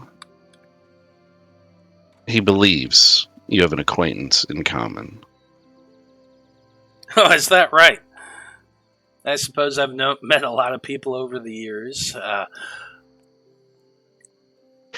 And breaking the silence, Liam goes, "Grood Grey is my master." Perhaps you should say was your master. Was, not current. right? The old man looks surprised, like, oh. Taken aback a little bit. Crude Gray. Well, I didn't expect to hear that name again. Grid's alive, is he? Yeah, he tried to kill us. He currently thinks you're dead. Really? And Like, he genuinely seems surprised by this. right. Well, you see, the story he told me is he poisoned your dinner and left you for dead. And that was that. But here you are, so hi. He kind of chuckles a little bit at that. I suppose that does sound like Crude, doesn't it? Oh, you trained with... Wow, that's surprising, to say the least. He's not a nice man. And his countenance kind of falls at that, and he says, well, I suppose I can't say I'm surprised by that. He was the troubled sort. You know, I found him in the Dwarven hegemony. Found him as a young man, clinging to life. Tried to send him on a better path. Teach him a way to, harness all that anger and resentment. But I'm afraid it fell on deaf ears, your masterness, sir. The town of Bradfordshire basically doesn't exist anymore because of a mission he sent me on.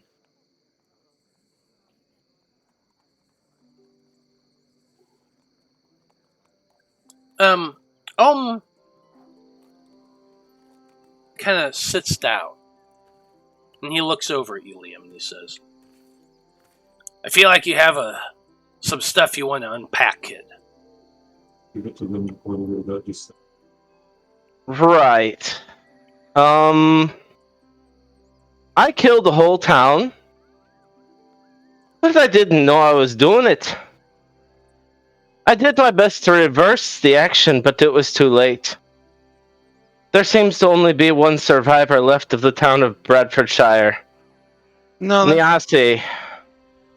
that's not true, buddy. We took a bunch of people with us. We got a bunch of survivors out. Right. We got a few out. Anyone who stayed behind died besides Niasi. That we know of. But, I mean, it's not your fault. You cannot I blame don't see yourself. how that's true at all. You didn't maliciously do this. Grid Yeah, but was... to be fair, it was his fault. Forgot you were in the room. Yeah, looks between all of your group, and he says, well, I knew Grood was a troubled soul. It saddens me to hear he's fallen that far. We caught up with him in the Underdark next to Morag. And during the encounter, we were able to retrieve the glaive that had caused so much trouble. But Groot escaped. He's still out there. This glaive that you stole, that you returned to Bradfordshire, you said it was? At great difficulty. Almost cost us our lives. But Grood's still alive? He got away. He ran away in the darkness of the Underdark. He has mastered the art of the darkest monks. That is sad to hear. I hope that... Last time we saw him, he had at least 6 or 7, I forget how many, apprentices, but he gathered them up so quick. I have no idea what he's doing right now, but he'll be reinforcing his lines because we took the rest of them out.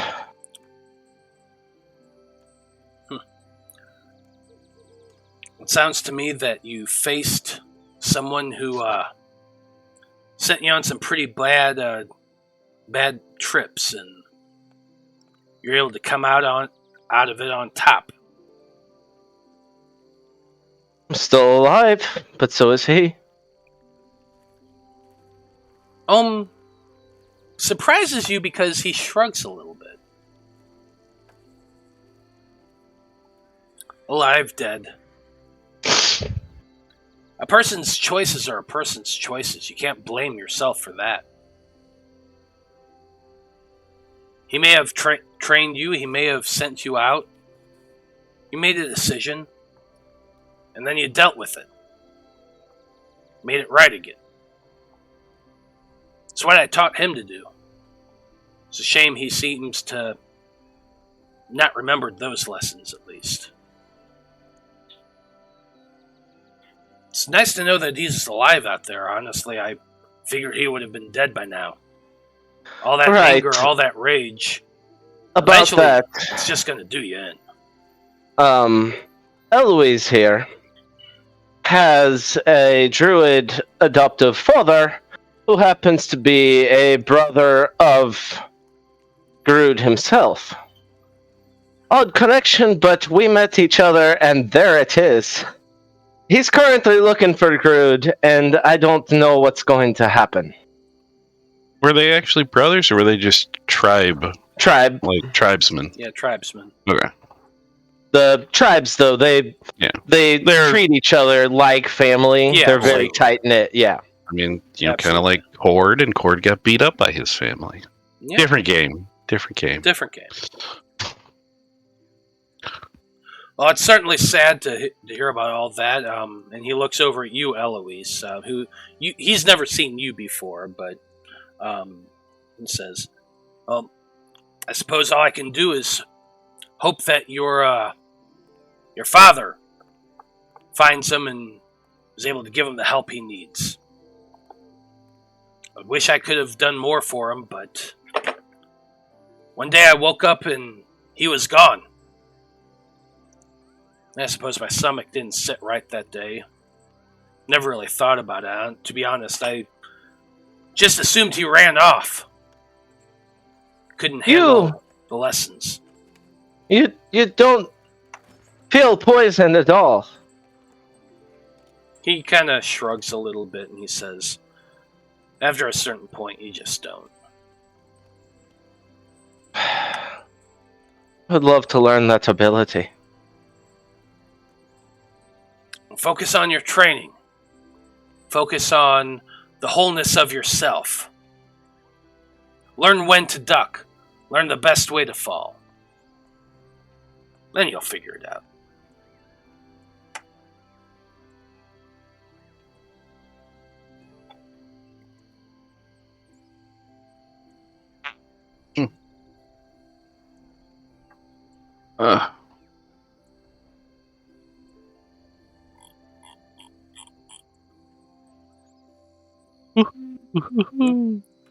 Well, he looks at the rest of your group and he says, well, apart from that,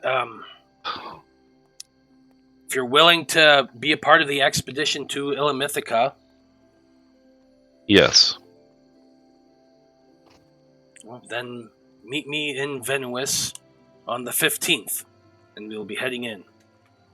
I mean, if it was a chance, if I could study any notes you may have taken while you're meeting with the elves, I would love to know that information. I'll get you a copy of our conversation. We did have Thank you. people take notes. I would appreciate that. I'm not going to write out a whole fucking conversation. No, I got, yeah. I don't It's know what in-game information stuff you're for Blood. looking No, for. I mean, Yeah. it's just stuff Blood would ask for. Okay, that's fine. He definitely would want to know. If there's any questions you want, just text me later and I'll answer you Okay. when I can. Gotcha. Is there any other questions you have for Ohm or anything like that? Liam, how are you feeling after meeting this man? Very contemplative. Not what he expected, but still extremely overwhelmed. But yeah, he's very contemplative right now. He's not really talking and being jovial like his normal self at the moment. Eloise, what have you been thinking this whole time?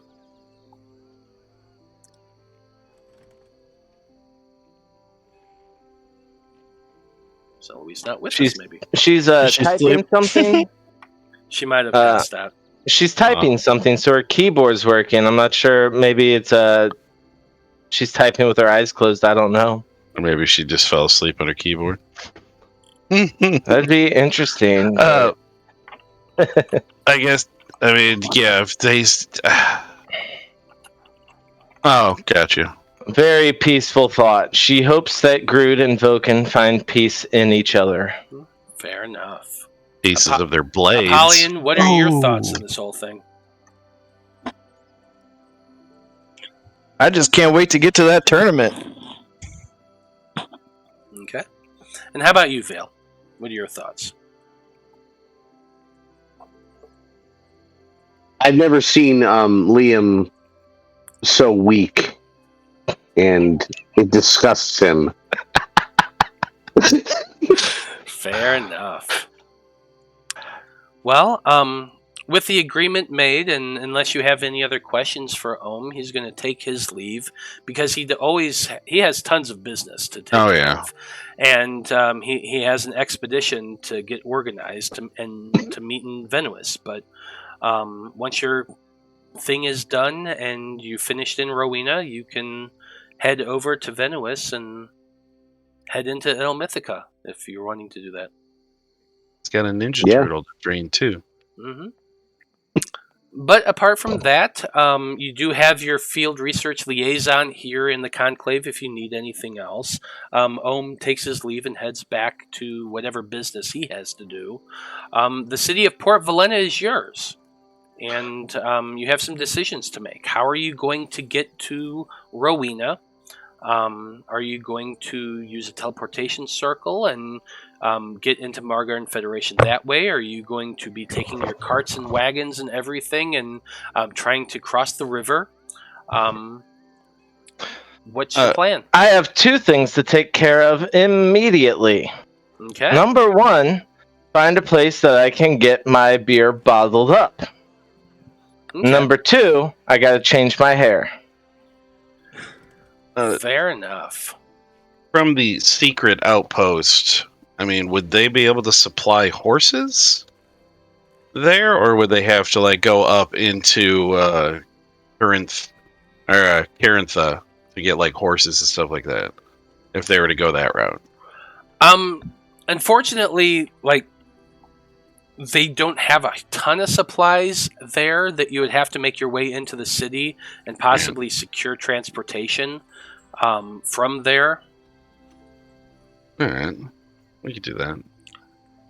Is that what I mean? How much time would that cut off going to the secret outpost and getting horses from Carintha? If you went there today, like literally right now, and headed up to Corintha and got yourselves horses or camels or whatever, you'd easily make it to Rowena the day before the tournament starts. Okay. You also have other spells available to you. All of you have magic. Eloise actually has her 6th level spells right now. Yeah. One of which is, Windwalk. So. Oh, that's right. Travel just by yourselves is. And her little hand thing. Mm-hmm. That would probably. If you use the Windwalking route, you would probably arrive there right at the beginning of the tournament. But you'd be on foot once you arrived. Right. How long? I guess from where right now, how long is it to get to the tournament? Like the tournament starts in how many days? In Port Valena, the tournament starts. Let's see. The tournament starts in 6 days from where you are right now. if you were to just get in your wagons and ride We'd from never Port make it. Valena, yeah, it'd be about 14 days. Yeah, so we're gonna have to leave the horses. Yeah, I think Windwalk's probably our best bet. I'll miss Eloise super secret travel that we cheated the underdog with.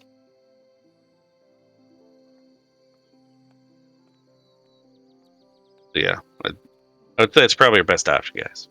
I mean, hell, if we find a tree down there, then we have fast travel once again to get But back here. She's never been to Rowena.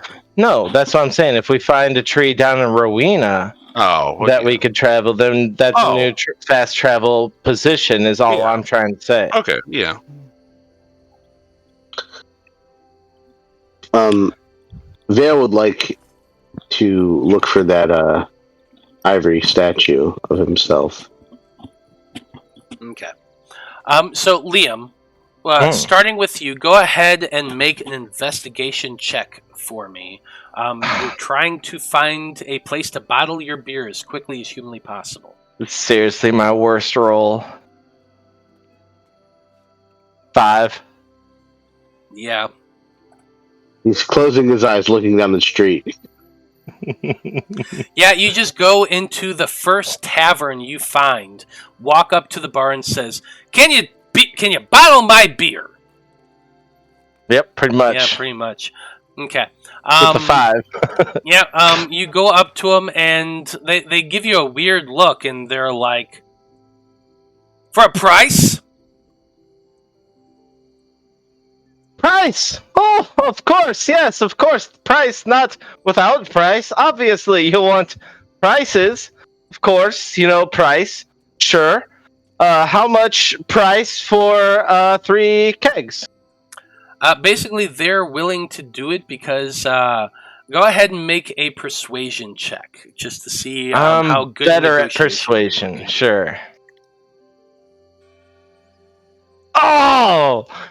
Rolled a nat 2. They're willing to bottle each bottle of beer for 1 silver piece.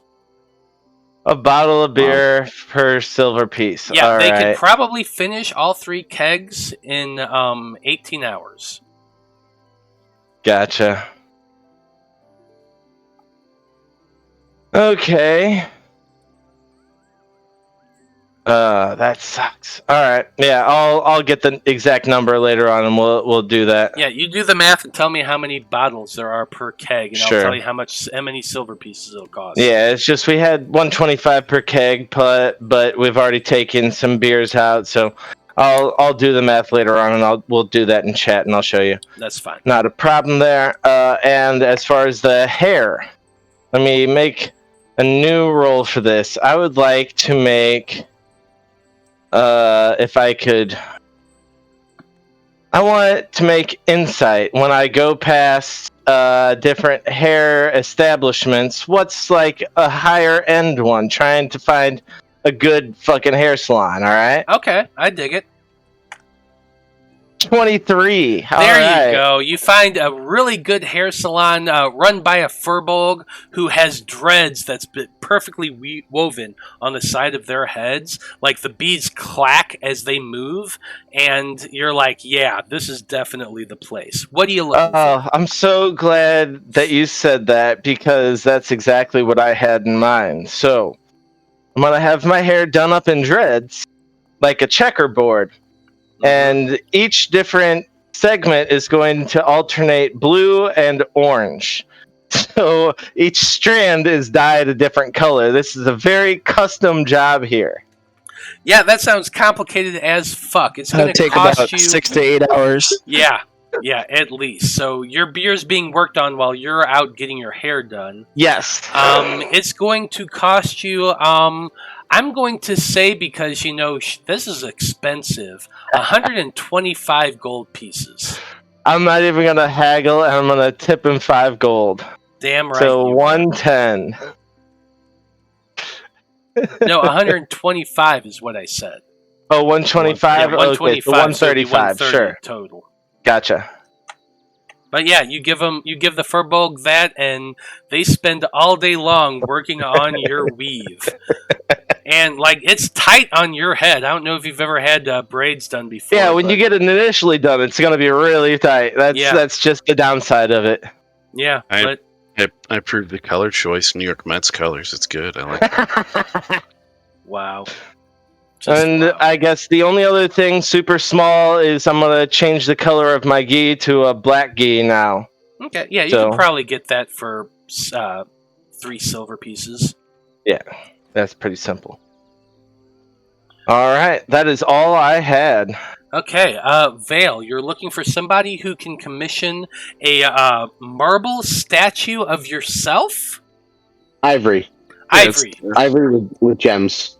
Yeah. Okay. And does it specify the gems or anything like that? Yeah, hold on a second. No, not what type. It just says worth. Yeah, exactly. And I'm also going to need to borrow 395 gold from the party or somebody. So I only have 11 and change. So it says a statue of yourself carved from ivory and decorated with gems worth at least 1,500 gold pieces. Just a heads up for future. We're happy to help with gold, but you gotta not be stingy with spells. That's the trade-off there. You see how that works? Yeah, that works. So you need this item to cost at least 150 gold. 1,500. Nope, 1,500. 1,500. Wow. Yeah, it's an expensive one. What spell is this that you're preparing anyway? Contingency. Yeah, but it doesn't get consumed. Well, that's good at least. Yeah, it's a buy once, cry once.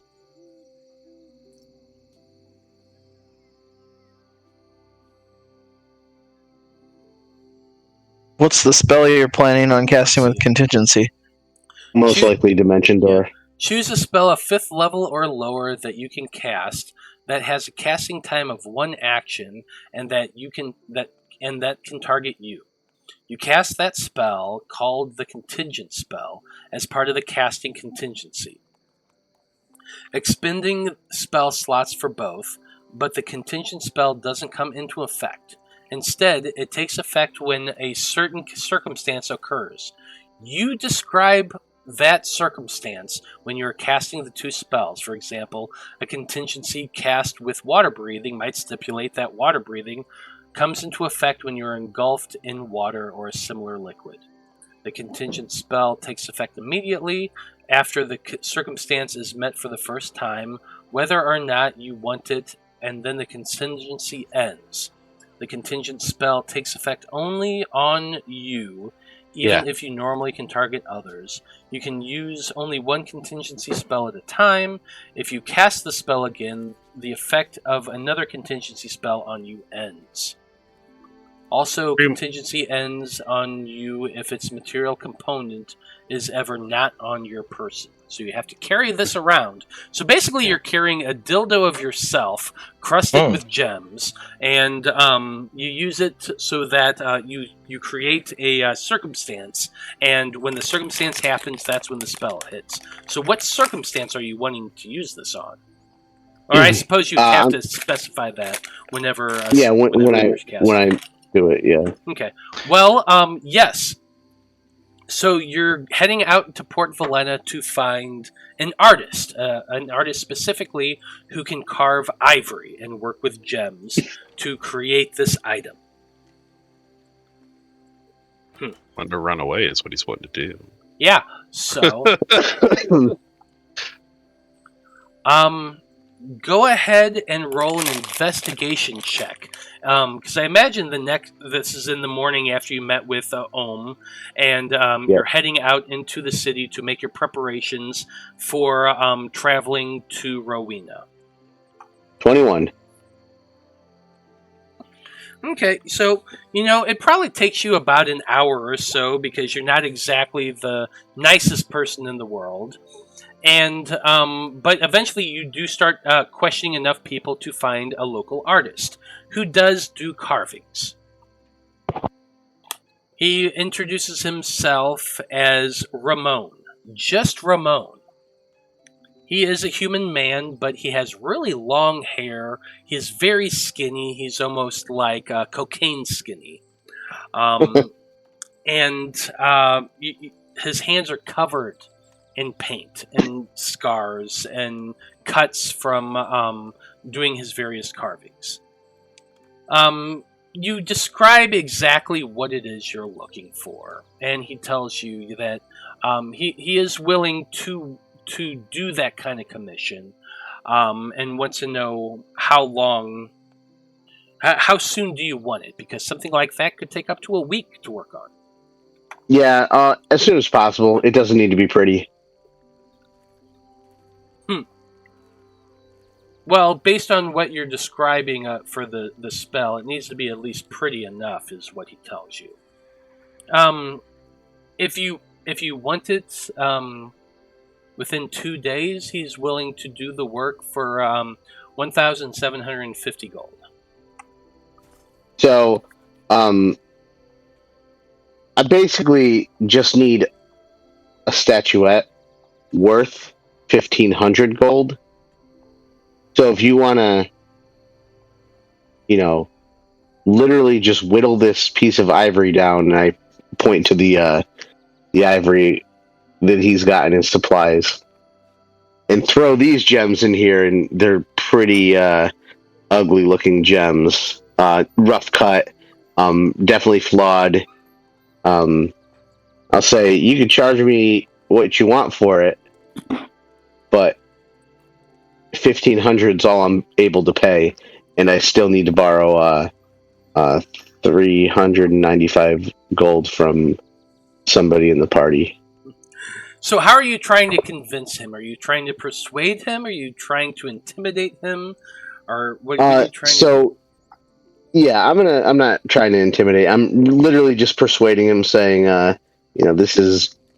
It doesn't need to be pretty. It just needs to be expensive and a statuette of myself, decorated with these gems. I'm usually open to just offering gold out for almost no reason, but Liam's having a spa day, so I don't think you can find him. All right. Yeah, and Blood just paid personal money over like $1,000 to fucking do the thing. Hey, I did contribute 900. No. Right. This I is did my different. share. You did for the other thing. He paid personal $1,000 towards the other shit. Not to mention all the gold bars. That's already gone. Yeah, so he paid out $1,000 in personal money. I paid out 900 in personal. Well, he put stuff in that towards Everything I pay is personal. You've got personal, non-personal, non-sequential, freaking crazy-ass rich motherfucker. Well, anyway, Veil. He doesn't have money to give. Since you're trying to persuade him to do it for the cost that you're wanting, you need to roll a persuasion check. 8 with a natural 1. Yep. And I'm going to... yeah, that's fine. I'll take it. Okay. Now we're near the end. Didn't Eloise have inspiration? No, I mean I could do a lucky point, but it's not even. I'm just saying because of time restraints. If Eloise had inspiration, we should get her a roll here sometime for something. She might be asleep though. I don't know. Yeah, I think Eloise is out. No, she already used it. She used it to scry. She did. That's right. Oh, that's right. Hey, she's still awake. Still awake. But with that 8, he's not convinced. He's like, look, you want the materials that you want. You want to use the cheapest gems you got, but you want it to be done immediately. 1750 is the cheapest he can do with your nat. All right. Well, she actually had advantage and inspiration, if I remember. Yes, it's true. Yeah, she just said it. Yeah. I just say to the guy, to Ramon or Raul, whatever his name was. Ramon, I think. Ramon. I don't know. I say, all right. I'll say, can you just sell me this ivory and this gold, or these gems, and I'll do it myself. So just out of curiosity, are you proficient in any artisan's tools? Jeweler's No. kits, maybe? Nope. I mean, if you want to buy a piece of ivory and some cheap-ass gems, he will sell you just a piece of ivory and some cheap-ass gems for about 700 gold pieces. All right, so I don't really know how this component thing works because it has to be 1,500 gold or gold pieces worth Yes, of it material. has to be worth at least 750 gold. There actually has to be some skill prepared to make these things. It's not like just some asshole can walk in and start like chipping away at a piece of wood and said, "This kind of looks like me. I'm going to use it in a spell." All right. And I will point out the component literally says worth at least 1,500 gold. Now combine that with those wording with your nat 1, that's why it costs more than it's supposed to. Sorry. I can try again in Rowena. Be there a little longer. Yeah, it defeats the whole purpose of the contingency when I'll need it, but that's fine. But we're not Vale gonna just do it. turns on his heel and heads out and debates knocking a lamp over on his way out, but he doesn't do it.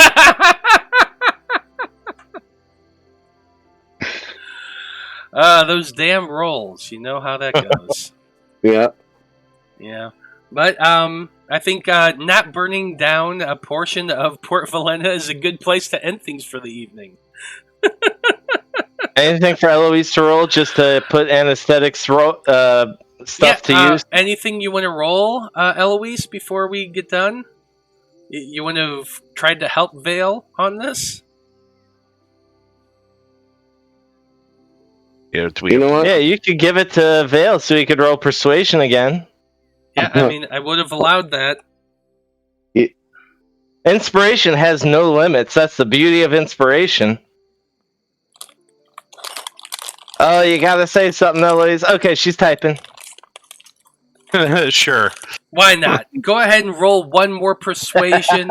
This guy's kind of irritated at you, so roll a 15, and he'll give it to you at cost. Okay. Persuasion. Yes. It's just gonna be a crit. Yeah! There you go. it is. Much better. Nice. Okay, You're yeah. very persuasive.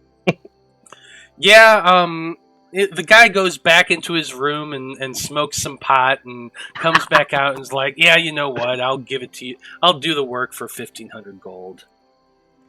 All right. No, I just need to get 1,500 gold. You don't even have it! Just say you'll pay the first half now, get the rest of the gold, and pay the second half when it's done. You're fine.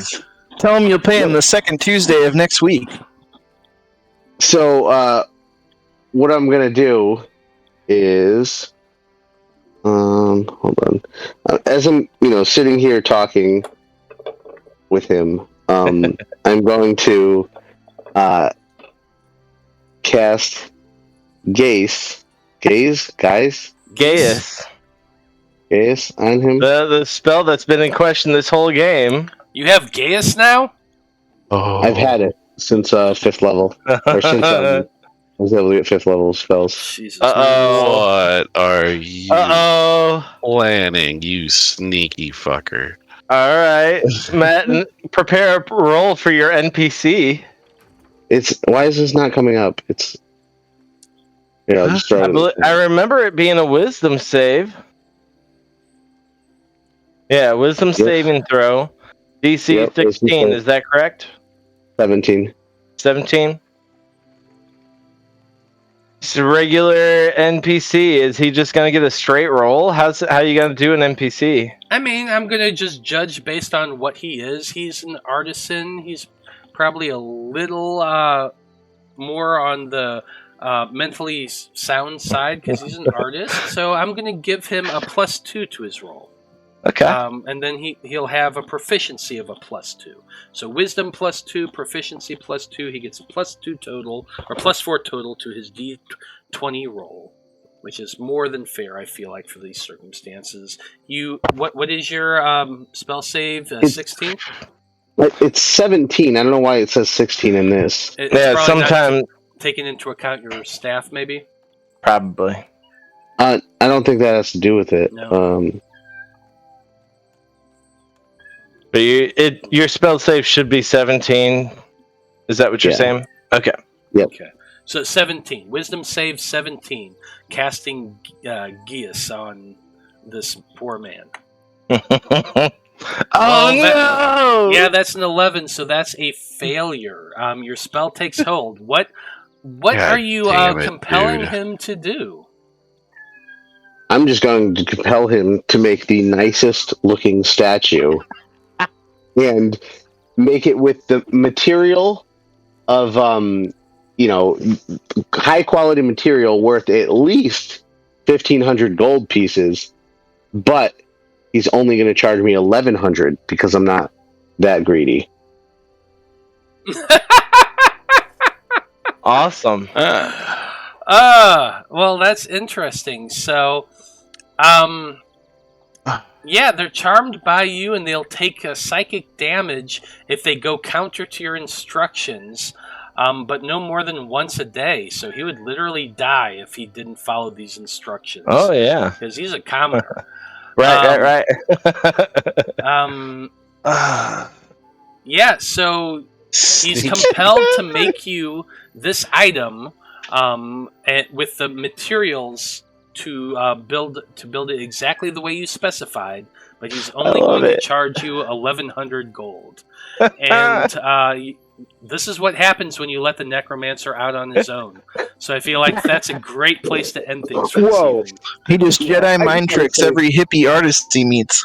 That could have been way worse. I could have said, "Give me it for free." I was pretty nice. Hey, to be fair, the Jedi mind trick is a level 5 spell. It's fair. Yeah, absolutely. I like it. So sure enough, go ahead and take your 1,100 off your character sheet, Veil. I have 5 gold.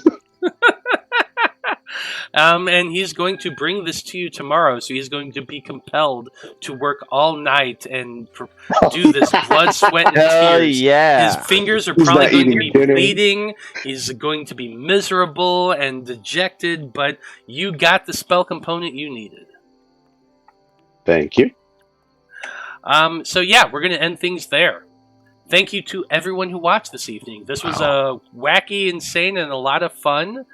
Come back next Monday at 7 o'clock to find out what other shenanigans the Fab Five get into as they head down to Rowena to compete in the Azure Championship. So on behalf of everyone here on the Fab Five, I want to say thank you once again for watching. Have a great evening. We'll see you next week. Good night. Bye. Peace.